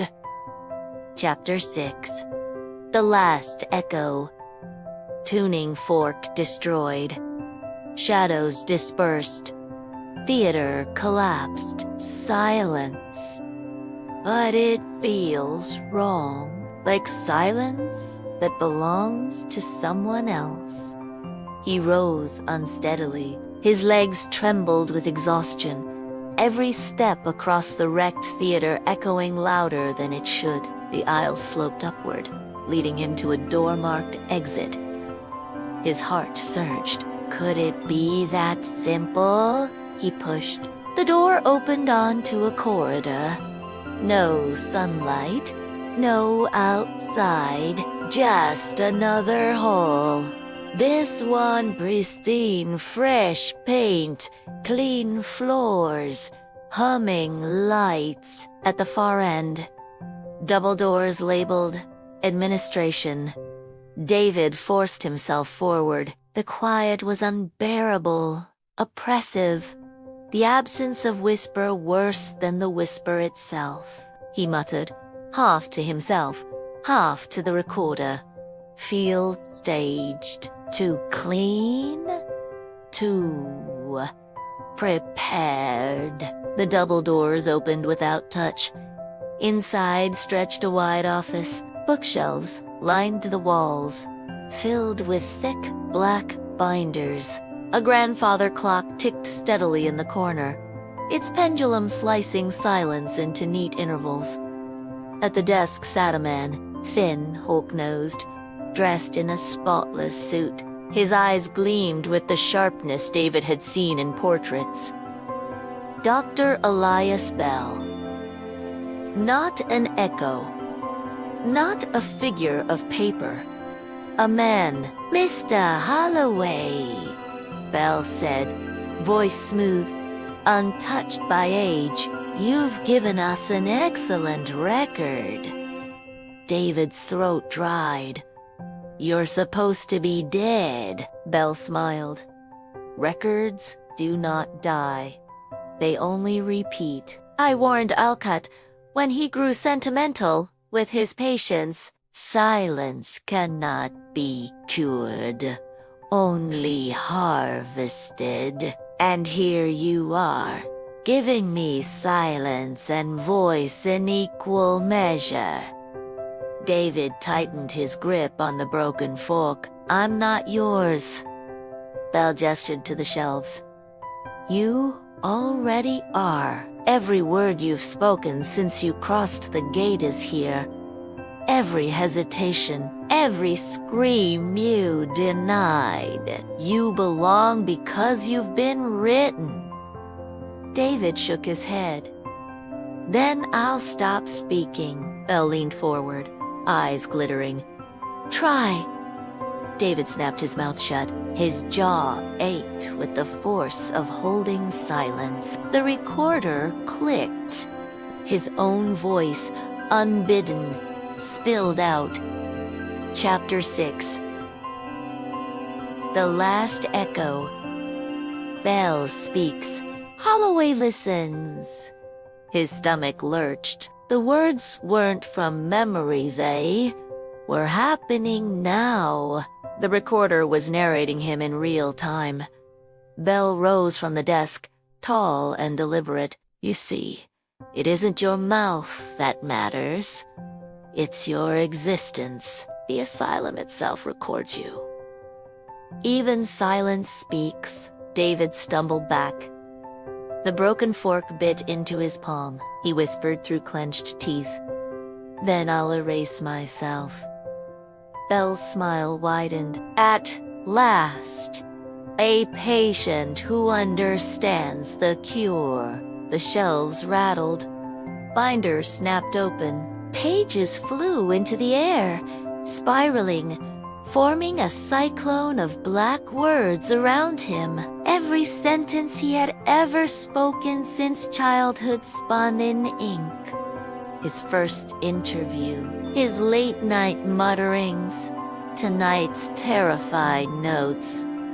Bell spread his arms. Listen to yourself, David. Hear what you are. Let the last echo finish the record. The storm of pages tightened, dragging him toward the desk. David screamed, "No!" The recorder whispered, "Come, inevitable." Yes, the cyclone of pages roared, ink whipping through the air like smoke turned solid. David shielded his face with one arm, the broken tuning fork gripped tight in the other. Words brushed his skin, sticking like leeches. Basement. Tuning fork disrupted.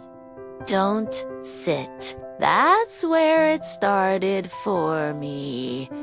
I'm not yours. His own voice, his own handwriting, all circling him like vultures. At the eye of the storm, Dr. Bell stood calm, pseudo-immaculate eyes alight with satisfaction.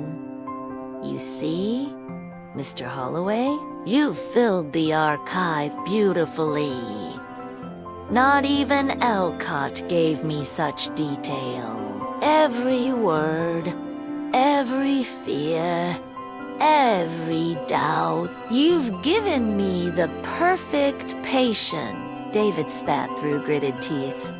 I'm not your patient. The cyclone tightened, dragging him forward. Pages lashed his arms and legs, binding like straps. The recorder in his pocket burned against his thigh, the red light pulsing with each heartbeat. Bell stepped closer.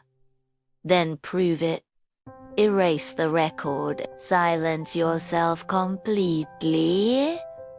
Of course, you'll vanish with it. Is that preferable? The words scraped against his mind. To stop speaking, to unmake himself, was that escape or surrender? The fork in his hand trembled, buzzing though broken. He stared at it, half-pronged, jagged like a fang. Maybe it could still sing. Maybe just once more. He raised it high, shouted over the cyclone. If silence is the cure, then listen to this. He struck the broken fork against the desk. It screamed. The note wasn't pure anymore, it was fractured, raw, a howl instead of a tone. The vibration tore through the pages. Ink bled, letters dissolving mid-air. The cyclone faltered, collapsing into black rain. Bell staggered, his smile cracking, his voice fractured like the pages. No, you can't? David drove the broken fork into the recorder. The metal pierced plastic, sparks bursting. The red light flickered wildly, then went out. The silence that followed was absolute, and then collapse. The shelves split, the office warped, walls bending inward. The storm of words shrieked as they unraveled, flying back into the void. Bell's figure blurred, his face dissolving into ink. He reached out, bellowing, "You were my cure," before he was torn apart, page by page. The floor gave way. David fell through darkness, through a shaft of whispering air. Voices faded one by one until only his heartbeat remained. When he landed, it was soft grass, not stone. He blinked. The asylum was gone. Above him stretched a night sky, stars pale, clouds drifting.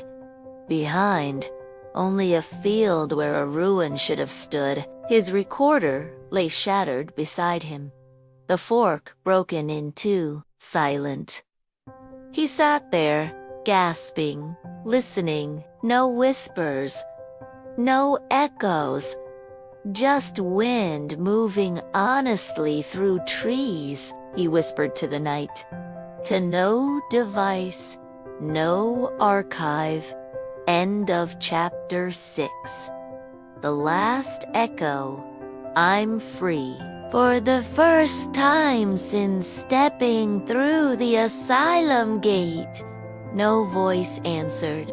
David lay in the grass for a long time, lungs pulling in air that didn't taste of mildew or dust. Each breath was real, unfiltered by walls. Each heartbeat echoed only in his chest, not in the ceilings above or the floors below. The asylum was gone. Nothing stood where it had towered. No walls, no broken windows, no gates. Just a wide field, dew silvering the blades of grass. He laughed once, short and hoarse. The sound startled him. It wasn't followed by an echo, wasn't twisted into a reply. Just a laugh, his own. But then, as the relief ebbed, the silence deepened. Too deep. The night carried no crickets, no distant cars, no rustling animals. Only the wind, moving carefully as if afraid to be loud. David rose unsteadily. His recorder lay shattered in the grass, the broken fork beside it. He touched both, half expecting them to hum back to life. They didn't. Cold metal. Dead plastic, he whispered, to test. Hello? Nothing answered. He tried again, louder. Hello? The sound carried into the dark field and vanished. No echo. He turned slowly, panic stirring. The world had edges now. Sound fell flat, swallowed too quickly. The silence wasn't freedom. It was a cage. He clenched his fists. No, I'm out. I'm free. The grass around him whispered not in words, but in the way it bent, though there was no wind. He froze. From behind, faint and fragile, a voice stirred. His own. End of chapter 6. The last echo. I'm free. David's heart pounded. He hadn't spoken at this time. The silence bent inward, folding, pressing against him. He realized then that bell hadn't lied. Silence was never empty. It was always listening. He dropped to his knees, clutching the broken fork like a prayer. But the field stretched endlessly, and the night sky watched like a ceiling painted black. His voice trembled out, half plea, half confession. If you're still listening, then at least let me choose the last word, silence answered.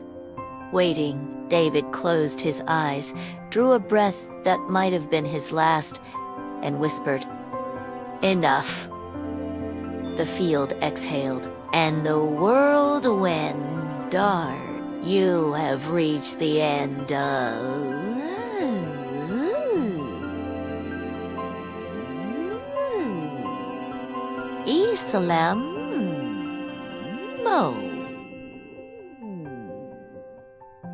Asylum of Echoes. But remember, silence never truly ends it.